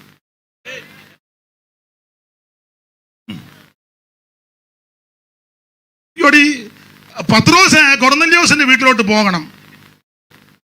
പുള്ളി പോവുകയല്ലെന്ന് ദൈവത്തിന് അറിയാം. അതിനൊരു ദർശനം കാണിച്ചു, തുപ്പട്ടി. നാളൊരാൾ വെച്ച് തേപ്പേട്ടി കാണിച്ചെന്ന്, പത്രോസിനെ തേപ്പേട്ടി. അപ്പൊ വേറൊരാൾ പറഞ്ഞ ആ തേച്ചൊക്കെ പോകുന്നത് നല്ലതാ, വീറും വൃത്തിയായിട്ട്. അപ്പൊ തുപ്പട്ടി കാണിച്ചേ സകല വയ്യാവേലി ഇതിനകത്തുണ്ട്. മൃഗങ്ങളെ, ഇടജാതിയും മൃഗജാതിയും സകല ജാതി ഇതിനകത്തുണ്ട്. ഇത് ചിലർ വായിച്ചും പഠിച്ചു വെച്ച് പറയാ എല്ലാം നമുക്ക് തിന്നാന്നാ പറയാന്ന്. കാരണം പത്രോസിനെ തിന്നാനാന്നോ ഇത് കാണിച്ചേ? ദൈവം വിശുദ്ധീകരിച്ചതിന് നീ മലിനമെന്ന് എണ്ണരുത്. അതിനൊരു ദൃഷ്ടാന്തം കാണിച്ചു കൊടുത്തു. അതിനുള്ള പന്നിയേം തിന്ന് പെരുമ്പാമ്പിനെയും തിന്ന്. എന്നാളൊരുത്തം പറഞ്ഞു ഞാൻ പെരുമ്പാമ്പിനെ അടിക്കും, പിന്നെ ടേസ്റ്റാന്ന്. അവനും വന്ന് യോഗത്തിന് പാമ്പിരിക്കും പോലെ ഉള്ള പന്നിയെ തിന്ന് യോഗത്തിന് വന്ന് നേരെ ഇരിക്കുമല്ലോ, പന്നി ഇരിക്കുമ്പോൾ അടിച്ച് തിന്നേച്ച്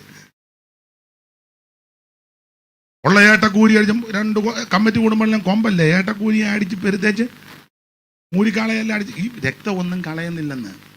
ആ യോഗത്തിനും വലിയ യോഗത്തിനൊക്കെ ആരാ ഇത് വേണമെങ്കിൽ ഇരട്ടി കഴുകുന്നത്? എനിക്ക് എൻ്റെ ഒരു അഭിപ്രായം, ചില കാര്യങ്ങൾ ചിലതറിയാവുന്നുണ്ട്. ഒരു 10-18 ആവർത്തിയെങ്കിലും കഴുകിയെങ്കിലും ഇതിൻ്റെ രക്തം ഇല്ലേ തങ്കമ്മേ? പിന്നെ തങ്കമ്മ നമ്മുടെ ആളായതുകൊണ്ടാണ് ചോദിക്കുന്നത്. ഒരു സീനിയർ പാസ്റ്ററുടെ സഹധർമ്മിണിയാ, ചായം കടന്നുപോയി. ദീർഘവർഷം കർത്താവിൻ്റെ മഹത്വമുള്ള വേലയിലായിരുന്നു. അപ്പം നന്നായിട്ട് അത് പറഞ്ഞ് ഇഷ്ടപ്പെട്ടില്ലെന്നൊന്നും ഈ സഹോദരിക്ക് ഉണ്ടെന്ന് നോക്കുന്നു. തങ്കമ്മയുടെ കാര്യം മാത്രം പറഞ്ഞു, സഹോദരിയുടെ കാര്യവും പറയാം. ഇച്ചിരി കഴിയട്ടെ. കുശുമ്പ.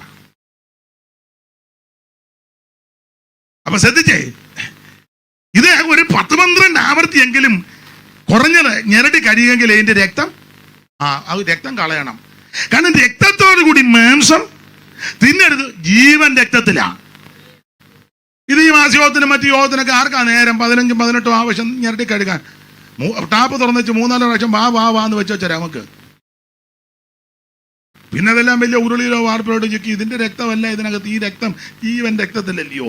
മൂരിയുടെ ജീവൻ, മൂരിയുടെ ഊര് ഇതിനകത്തുണ്ടെന്ന്. നമ്മളിത് തിന്ന് അവസാനം ഒന്ന് പറഞ്ഞ് രണ്ടാമത്തിന് മൂരി നിൽക്കും പോലെ നിൽക്കുകയല്ലയോ? അത് തമാശ പറഞ്ഞതല്ല, നിങ്ങൾ ചിരിച്ചു കളയാനും പറഞ്ഞതല്ല. ആണെന്ന് അത് നമ്മുടെ വിഷയത്തിൽ വരാം. ഈ തുപ്പട്ടി കാണിച്ചു കൊടുത്തത് ദൈവം വിശുദ്ധീകരിച്ചതിന് നീ മലിനമെന്നെണ്ണരുത്. അങ്ങനെ ഇരിക്കുമ്പോൾ കൊർന്നല്യോസിന്റെ വീട്ടിൽ നാള് വന്നു. പീറ്ററെ കൊണ്ടുപോയി ചെന്നപ്പോൾ അവർ പറഞ്ഞു അയ്യോ വന്നത് ഉപകാരമായി, ഞങ്ങളെല്ലാം നോക്കിയിരിക്കുകയായിരുന്നു. പറഞ്ഞാട്ടെ. അവിടെ ഒരു വാക്യമുണ്ട്, പത്രോസ് വാ തുറന്നു. പത്രോസ് വാ തുറന്നു. നമ്മൾ എന്ത് ചെയ്താ? വാ തുറക്കുകയല്ല, നമ്മൾ ആകെ കൂടെ തുറക്കുന്ന ഒടുവിൽ തുറക്കാൻ ഹല്ലേലൂയ ഹല്ലേലൂയ ഹല്ലേലൂയ 3 എണ്ണം ആകെ കൂടെ തുറക്കാനിരിക്കുക. പിന്നെ തുറക്കുന്ന ഇതിനേ ഉള്ളൂ. നല്ല യോഗം നടത്തിയാലും ഒരു കുഞ്ഞുങ്ങൾ ചിലരെ കണ്ടിട്ടില്ലേ വാ തുറക്കുകയല്ലോ. പിന്നെ എല്ലാവരും ആരാധിക്കുമ്പോൾ ഇങ്ങനെ ജൗളിക്കടയിലെ പണ്ട് ചീമാട്ടി ബൊമ്മ ഇരിക്കുമായിരുന്നു. ഇങ്ങോട്ട് അനക്കമൊന്നുമില്ല, ജൗളിക്കടയിലെ ബൊമ്മ. പിന്നെ ചെല്ലിങ്ങനെ കൈ പൊക്കും ചത്തിട്ടില്ലെന്ന് അറിയിക്കാനാ. വാ തുറക്കുകയല്ല. ചില പ്രശ്നങ്ങൾ വരുമ്പോൾ വാ തുറക്കുന്ന കേൾക്കണം. എന്തെല്ലാം വായിന്ന് വരുന്നത്? ദൈവസന്നിധി വരുമ്പോൾ ഊമം തെറ്റിയിരിക്കുക. പത്രോസ് വാ തുറന്നിട്ട് ആവശ്യമില്ലാത്തല്ല പറഞ്ഞ വാ തുറന്ന് ദൈവത്തിന് മുഖപക്ഷമില്ല കണ്ടോ, തുടക്കമാ. എന്തിനേറെ വിവരിക്കുന്നില്ല, കാര്യങ്ങൾ അങ്ങോട്ട് പറഞ്ഞ് സുവിശേഷം പറഞ്ഞ് വചനം അങ്ങോട്ട് പറഞ്ഞപ്പോൾ 44 അടുത്തത് 44 ഈ വാക്കുകളെ പത്രോസ് പ്രസ്താവിക്കുമ്പോൾ തന്നെ വചനം കേട്ട എല്ലാവരുടെ മേലും പരിശുദ്ധാത്മാവ് വന്നു. അവർ അന്യഭാഷകളിൽ സംസാരിച്ച ഈ പരിശുദ്ധാത്മാവ് വന്നപ്പം മിണ്ടാതെ മൃഗലിക്കാതെ ഇരുന്നല്ല. ഇത് ചൊല്ലി പറയുന്ന പരിശുദ്ധാത്മാവ് പരിശുദ്ധാത്മാവ്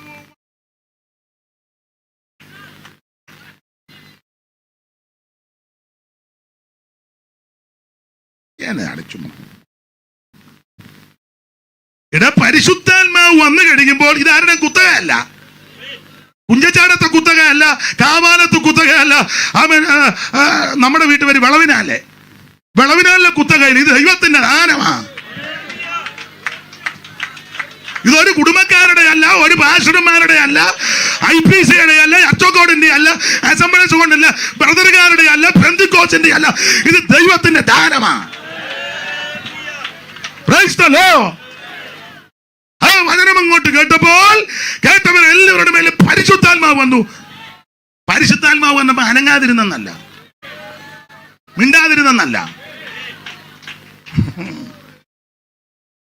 വായിച്ചോ ദൈവദാസനെ. അവർ അന്യഭാഷകളിൽ സംസാരിക്കുന്നു. പരിശുദ്ധാത്മാവ് ഓരോരുത്തരുടെ മേലെ കൊണ്ട് പറഞ്ഞപ്പോൾ അന്യഭാഷകളിൽ സംസാരിച്ച് ദൈവത്തെ മഹത്വീകരിക്കുന്നതും കേൾക്കയാൽ പത്രോസിനോട് കൂടെ വിവരിക്കുന്നില്ല. ഞാൻ എന്റെ വിഷയം വരാം. ശരിക്കും സുവിശേഷം പറഞ്ഞാൽ കേട്ടാൽ 1 മാനസാന്തരം, 2 സ്നാനം, 3 പരിശുദ്ധാത്മാഭിഷേകം. ഇത് നടക്കാത്തതും പറയാത്തതൊന്നും സുവിശേഷമല്ല. യോഗം നടത്തിയെന്നേ ഉള്ളൂ. എല്ലാരും നടത്തുന്നു, നമ്മളും. ഏതോ ഒരു പാട്ടുണ്ട്, എനിക്ക് തോന്നുന്നു നാടകഗാനമാണെന്നോ സിനിമാ പാട്ടാണെന്നോ കേട്ടിട്ടുണ്ട്. വരി ഇപ്പം നിങ്ങൾ പറയും, ഇപ്പം ക്രിസ്തീയ പാട്ടെല്ലാം നിർത്തിയേച്ച് ആ പാട്ടിൻ്റെ വരിയെല്ലാം മറന്നു. എല്ലാവരും പാടത്ത് വിത്ത് വിതച്ചു. പിന്നെ നിങ്ങൾ ആത്മീയരായതുകൊണ്ടാവും അറിയാം.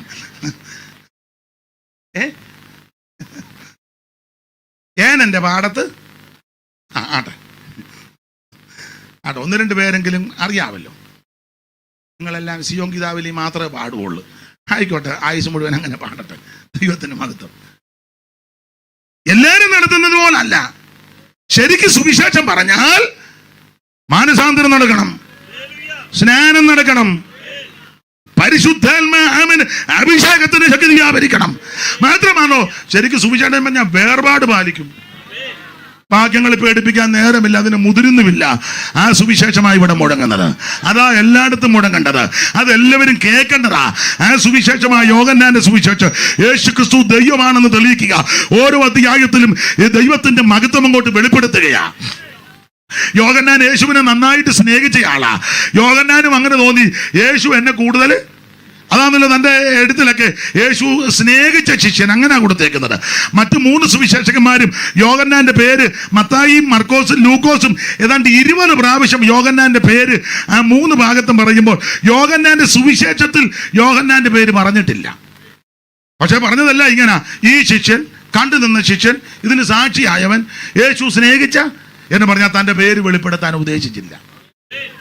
നമ്മളന്ന് ഓരോ നാളിലും നമ്മുടെ പേര് വെക്കുകയും ചെയ്യും, വെച്ചില്ലെങ്കിൽ അടിച്ച നോട്ടീസ് കീറുകയും ചെയ്യും. അതും വലുതായിട്ട് വെച്ചില്ലേ എന്നെ പ്രതിയാക്കിയായി പറയാന്നെ. പക്ഷെ യോഹന്നാൻ ഒരൊറ്റ താളിൽ പോലും പുള്ളിയുടെ പേര് എഴുതിയിട്ടില്ല. TPMകാരുടെ ഉപദേശം പോലെ മറഞ്ഞിരിക്കുക ആട്ടെ.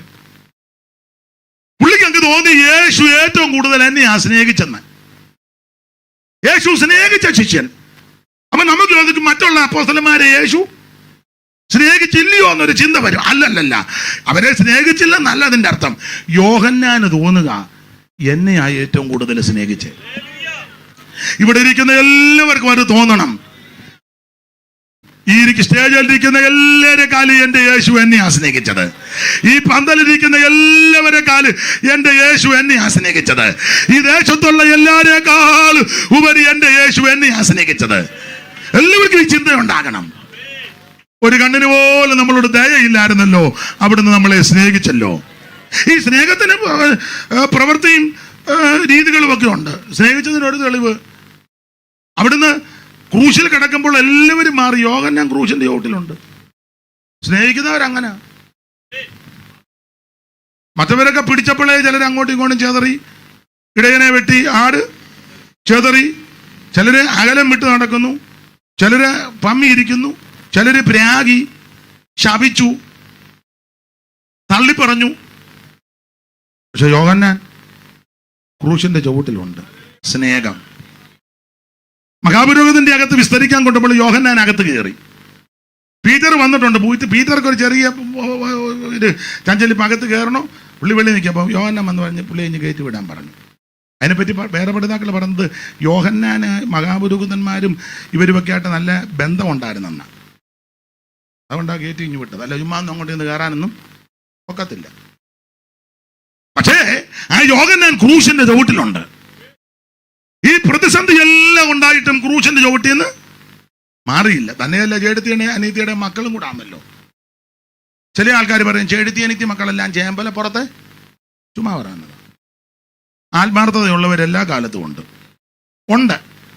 ഉണ്ടെന്ന് അത് വളർന്നു അംഗീകരിക്കുക. നിങ്ങൾ പറയാം എൻ്റെ ഭാഷ അവിടെ കാര്യമൊന്നും മിണ്ടണ്ട. യോഹന്നാന്റെ അമ്മ ശലോമയും യേശുവിന്റെ അമ്മ മറിയയും സഹോദരിമാരല്ലേ? അതുകൊണ്ട് എങ്കിലും യേശുവിനെ സ്നേഹിച്ചു ക്രൂശിന്റെ ചുവട്ടിലുണ്ട്, പോകുന്നില്ല. യേശു സ്നേഹിച്ചു.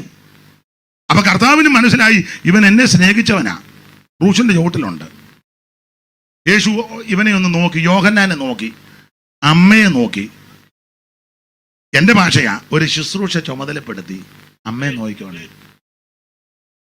എന്ന് പറഞ്ഞാൽ കർത്താവിന് മനസ്സിലായി ഇവൻ അമ്മയെ കാല് വാരുകയല്ല. കർത്താവിന് മനസ്സിലായി ഇവൻ അമ്മയെ ആശ്വാസഭവനെ കൊണ്ട് വിടുകയല്ല, കളയപ്പെടുത്ത് ജോസിൻ്റെ അവിടെയും കൊണ്ട് വിടുകയല്ല, ഗാന്ധി ഭവനിലും കൊണ്ട് വിടുകയല്ലെന്ന് കർത്താവിനും. നമ്മുടെയൊക്കെ ഇരിപ്പ് കണ്ടപ്പോഴേ മനസ്സിലായി മിക്കവാറും അമ്മ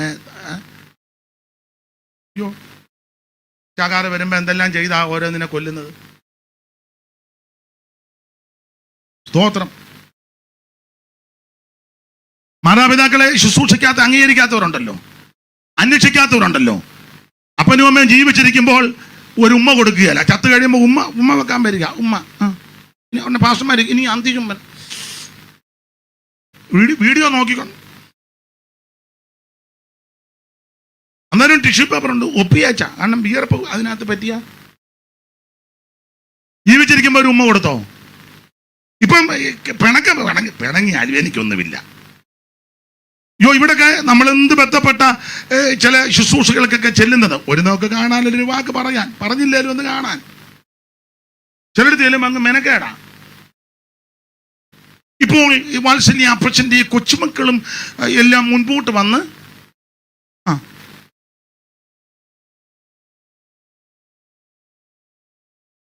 ഞാനതിന് എതിരൊന്നുമല്ലെങ്കിലും വലിയ ബുദ്ധിമുട്ടുകൾ ചിലയിടത്ത്. അയ്യോ എനിക്ക്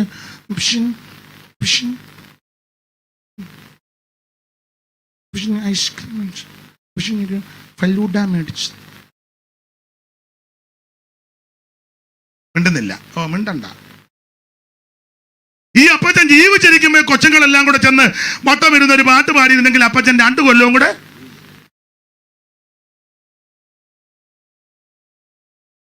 ചില രാജ്യങ്ങളിലൊക്കെ മരണം നടന്നു കഴിയുമ്പോൾ ഉണ്ടല്ലോ, അതിനെനിക്ക് ഇംഗ്ലീഷ് പറയാനറിയാം. അല്ല വ്യൂവിങ്ങോ അങ്ങനെ തെറ്റിയോ അച്ഛാ? കറക്റ്റാ. എന്ത് ഞാൻ എന്ത് പ്രയാസപ്പെട്ട് ഒപ്പിച്ചാന്നറിയാം. അയ്യോ, ആ സമയത്തൊക്കെ ഈ ആധാരം എഴുതുന്നത് പോലെ കൊണ്ടുവന്നേക്കുക, നിന്നങ്ങ് വായിക്കുക.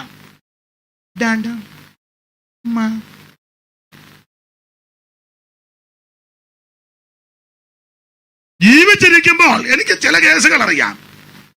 സ്വന്തം അപ്പൻ ജീവിച്ചിരിക്കുമ്പോൾ പാടാനും പ്രാർത്ഥിക്കാനും കൂടാനും വരാത്തവൻ, അപ്പന്റെ ശുശ്രൂഷയ്ക്ക് വളരെ വിഘടിച്ചു നിന്നയാൾ മരിച്ചു കഴിയുമ്പം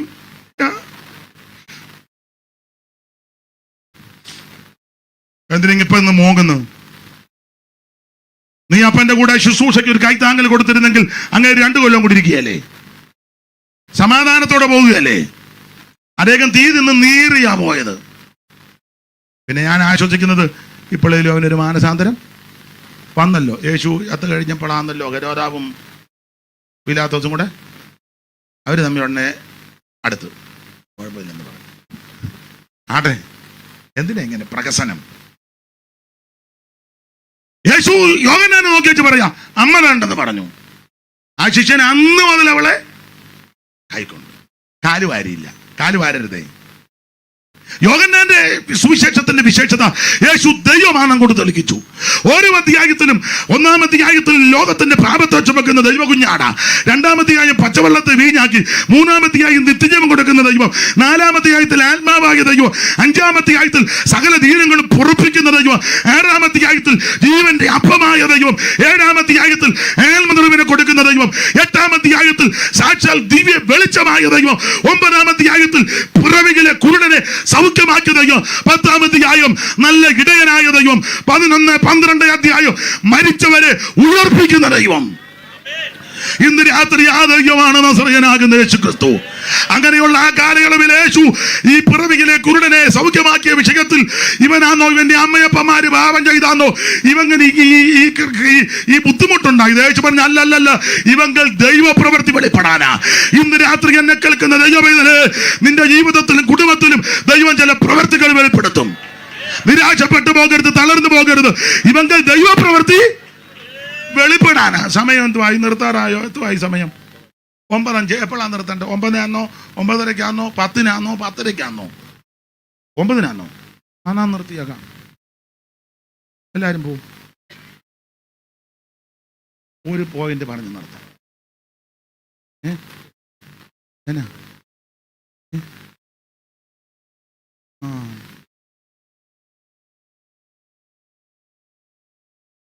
ആർക്കും പ്രവർത്തിച്ചു കൂടാത്ത ഒരു രാത്രി വരുവന്ന് ഞാൻ തുടക്കത്തിലേ പറഞ്ഞല്ലോ. ആർക്കും പ്രവർത്തിക്കാത്ത രാത്രിയിൽ പ്രവർത്തിക്കുന്ന ഒരു ദൈവമുണ്ട്. നിങ്ങൾ പുറപ്പാട് പുസ്തകം 14-ാം അധ്യായത്തിന്റെ 20 മുതലുള്ള തിരുവെടുത്തൊന്ന് വായിച്ചാട്ടെ കർത്തൃദാസനെ. എല്ലാ വാക്യങ്ങളും വായിപ്പിക്കാൻ മുതിരുന്നില്ല. രാത്രി മുഴുവനും മിസ്രൈമ്യരുടെ സൈന്യവും ഇസ്രായേലിയുടെ സൈന്യവും തമ്മിൽ അടുക്കാതെ വണ്ണം അത് അവയുടെ മധ്യേ വന്നു. അവർക്ക് മേഘവും അന്ധകാരവുമായിരുന്നു. ഇവർക്കോ രാത്രിയെ പ്രകാശമാക്കി കൊടുത്തു. പ്രകാശമാക്കി. ഞാൻ ആ ഭാഗം ഇങ്ങനെ പറയുന്നത്, അവൻ ആർക്കും പ്രവർത്തിച്ചു കൂടാത്ത രാത്രി. ഈ രാത്രിയുടെ പ്രത്യേകത ഇങ്ങനൊരു പദം, ചെങ്കടൽ തീരത്തെ കാളരാത്രി. ആർക്കും പ്രവർത്തിച്ചു കൂടാത്ത ഒരു രാത്രിയാ. കാരണം പുറകെ ഒരുത്തം വരുവാ. ആരാ? പറവോൻ. ഇവര് കുഞ്ഞാട് നേരത്ത് ചോരത്തിൽ ആചരിച്ചു. അത് രക്ഷാനിർണയം പ്രാപിച്ചു. ആ കുഞ്ഞാട് നസറയനാകുന്ന യേശു ക്രിസ്തു. പൗലോസ് സ്പഷ്ടമായി പറഞ്ഞു, ആമേൻ സ്തോത്രം. ഇത് പറഞ്ഞു, നമ്മുടെ പെസഹ കുഞ്ഞാടും അറുക്കപ്പെട്ടിരിക്കുന്ന ക്രിസ്തു തന്നെ. യോഹന്നാൻ വളരെ സ്പഷ്ടമായിട്ട് പറഞ്ഞു, ലോകത്തിന്റെ പാപത്തെ ചുമക്കുന്ന ദൈവ കുഞ്ഞാട്, കടന്നു പോകുന്ന കുഞ്ഞാട്, അടുത്തു വരുന്ന കുഞ്ഞാട്, അയക്കപ്പെട്ട കുഞ്ഞാട്, അറുക്കപ്പെട്ട കുഞ്ഞാട്, യോഗ്യനായ കുഞ്ഞാട്, വെളിച്ചമായ കുഞ്ഞാട്, വേളി കടിക്കുന്ന കുഞ്ഞാട്, വിളക്കാകുന്ന കുഞ്ഞാട്. ഈ കുഞ്ഞാടിനെ പറ്റിയാ പറയുന്നത്. അപ്പോൾ ഈ കുഞ്ഞാട് യേശു ക്രിസ്തുവാ. ഇവര് കുഞ്ഞാട് നേരത്ത് ചോരത്തല ആചരിച്ചു. ചോരത്തല ആചരിച്ച് അർദ്ധരാത്രിയിൽ വെളിയിൽ ഇറങ്ങിയില്ല. അർദ്ധരാത്രി സംഹാരകൻ വന്നു. ഇവര് പിറ്റേന്ന് പുറപ്പെടുക. എന്റെ ഭാഷയിൽ പറഞ്ഞാൽ വചനത്തിൽ ഇങ്ങനെ എഴുതിയിട്ടുണ്ട്, അവരുടെ ഗോത്രങ്ങളിൽ ഒരു ബലഹീനനും ഉണ്ടായിരുന്നില്ല.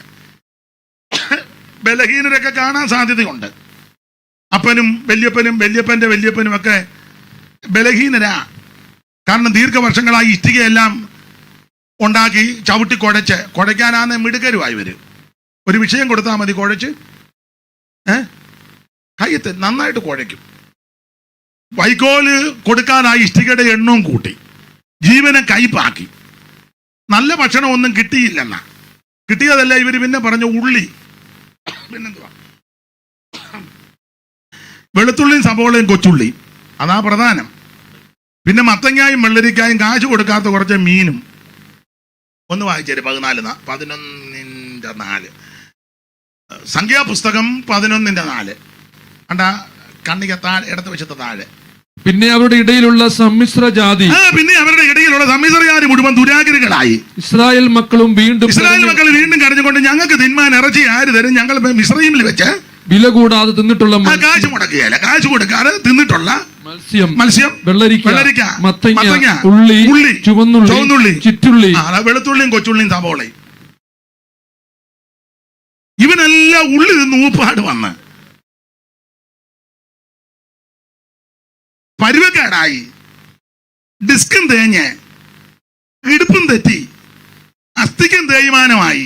ഇപ്പോഴത്തെ അങ്ങനെയൊക്കെ ആണല്ലോ. ആശുപത്രിയോട് എല്ലാം മണ്ണിലോണ്ണ പറഞ്ഞത് പരിശോധിച്ചോണ്ട് പോവാ. നമ്മൾ ഒരു ചെറിയ പ്രയാസത്തോടെ ഒരു മൂക്കടപ്പ്, ഒരു അങ്ങാടി മരുന്ന് എല്ലാം പരിശോധിച്ചോണ്ട് പോവാ. ബ്ലഡ് വേണം, യൂറിൻ വേണം, പിന്നെ എല്ലാം. ചിലക്കിത് വലിയ ക്രെഡിറ്റാ. എല്ലാം പരിശോധിക്കാൻ പറഞ്ഞു. വീട്ടിലിരുന്ന വല്ല ഇത് നടക്കുമോ? ഈ ചിലര് വലിയ ക്രെഡിറ്റ് ആയിട്ടാ പറയുന്നത്. ഞങ്ങൾ ഇന്നടുത്താ പോയത്. ആന്നോ? പിന്നെ എന്നിട്ടോ ഡോക്ടർ ചാൻറ്റി പറഞ്ഞു, ഈ രോഗം 1,00,000 പേരിൽ ഒരാൾക്ക്. ആന്നോ? റിയലി? ഒരു ഇംഗ്ലീഷോട്ട് ഇരിക്കട്ടെ. വലിയ ക്രെഡിറ്റ് ഇല്ല. എടാ, നീ മുഴങ്കാലിരുന്ന് സ്തോത്രം പറഞ്ഞ് ആത്മാവിൽ അങ്ങോട്ട് ബലപ്പെട്ട്, രോഗശാന്തി എന്നുള്ളത് വേറെ പുസ്തകത്തിലെ ഉപദേശമാണ്. ഞാൻ നിന്നെ സൗഖ്യമാക്കുന്ന യഹോവ, അവന്റെ അടിപ്പിണരാൽ നിനക്ക് സൗഖ്യമാ. Price the Lord. അവിടുത്തെ വചനം അയച്ചാൽ നിന്നെ സൗഖ്യമാക്കുന്നേ. 107 സങ്കീർത്തനം വായിക്കുന്ന വചനം അയച്ച് സൗഖ്യമാക്കി കുടിയിൽ നിന്ന് അവനെ കയറ്റി. ഇത് ഉപദേശമാ. ഞാൻ ആ ഭാഗത്തേക്ക് ഇപ്പൊ പോകുന്നില്ല, ക്രെഡിറ്റ് ആയിട്ടാ പറയുന്നത്. പിന്നെ അപ്പൊ ചുരുക്കി പറഞ്ഞ, ഇടുപ്പ് തെറ്റിയവനും, ഡിസ്ക് തേഞ്ഞവനും, തേയ്മാനം ഉള്ളവനും, പെരുമുട്ട് കെട്ടിയവനും, വാദമുള്ളവനും, പരുവക്കാടുകാരും ഒത്തിരി ഉണ്ടെന്ന്. എന്റെ ഭാഷ പറയാ, 105 അല്ലെ 108 കുഴച്ച് പരുവക്കേടായി. അത് ഇഷ്ടിക. എന്റെ ഭാഷ പറഞ്ഞ ഈ കവഞ്ചിക്കട്ടിലേൽ ഇങ്ങനെ കിടക്കുക. പണ്ട് കയറുകട്ടിലുണ്ട്, അത് കിടന്നങ്ങ് താന്ന്. അപ്പൊ 108 കട്ടിലേ കിടക്കുക. 10-ാം തീയതി ഒരു ആട്ടുംകുട്ടിയെ വേർതിരിച്ചു. 14-ാം തീയതി സന്ധ്യാസമയത്ത് അതിനെ അറുത്ത് ഇതിന്റെ രക്തം കിണ്ണത്തിലെടുത്ത് ഈ സോപ്പ് ചെടിയുടെ കെട്ടെടുത്ത് കിണ്ണത്തി മുക്കി കട്ടിലക്കാർ 2 കുറുമ്പടിമേലും പുരട്ടി. പ്രമാണം വച്ചിരിക്കുന്നത്, ഈ കുഞ്ഞാടിനെ തീയിൽ ചുട്ട് തിന്നണം. കയ്പീരെ കൂട്ടിപ്പിടിച്ച് പുളിപ്പില്ലാത്ത അപ്പവും കൂടെ ചേർത്ത് ഇതിനെ തീയിൽ ചുട്ട് തിന്നണം. അരമുറുക്കണം, വടി പിടിക്കണം, കാലിൽ ചെരുപ്പിടണം, തിടുക്ക ഉണ്ടായിരിക്കണം. ഇതിന് ശേഷിപ്പൊന്നും വെച്ചേക്കരുത്. ഇതാ പ്രമാണം. എന്തിനേറെ, അപ്പം സന്ധ്യയായപ്പോ ഇതിനെ അറുത്തു, ഇറച്ചി ചൂടാനുള്ള വ്യഗ്രത. അപ്പൊ ഈ 108 കട്ടിലേക്ക് കിടക്കുക. ഇപ്പൊ കൊച്ചുങ്ങൾ അങ്ങോട്ടും ഇങ്ങോട്ടും ചൂടാൻ ഓടുക, അങ്ങോട്ട് പോവുക, ഇങ്ങോട്ട്. അപ്പൊ 108 സാങ്കുട്ടി എന്നാടാ? അപ്പൊ ആടിനെ ചൂടുക. ചുരുക്കി പറഞ്ഞാൽ, ഈ കൊച്ചനോട് ചെന്ന് അമ്മയോട് ഒരു ഭാവന അങ്ങ് പറയുക. അമ്മയോട് ചോദിച്ചു, മമ്മി എന്നെ ഇന്ന്, എടാ നമ്മളിത് ചുട്ടടിച്ചേച്ച് ഇന്ന് രാത്രി ഇവിടെ നിന്ന് പോകുമെന്ന് പറഞ്ഞു. എവിടെ? പാലും തേനും ഒഴുകുന്ന സ്ഥലത്തോട്ട്. അപ്പം ഈ ചെറുക്കൻ ചെന്ന് ചോദിച്ചു അമ്മയോട്, 108 കൊണ്ടുപോകുമെന്ന്. നമ്മുടെ 108. അപ്പൊ തള്ള പറഞ്ഞു, നിനക്ക് എന്നാത്തിൻ്റെ 108 എവിടെങ്ങാനും കടന്നുള്ളൂ, നീ അയാളെ പൊക്കിക്കൊണ്ട് പോകാം, നിനക്ക് എന്നാത്തിൻ്റെ. എന്നാലും അവൻ പറഞ്ഞു, എന്നാലും മമ്മി നമ്മുടെ ഗ്രാൻഡ് പപ്പ എന്നാണോ? നമ്മുടെ ഗ്രാൻഡ് ഫാ.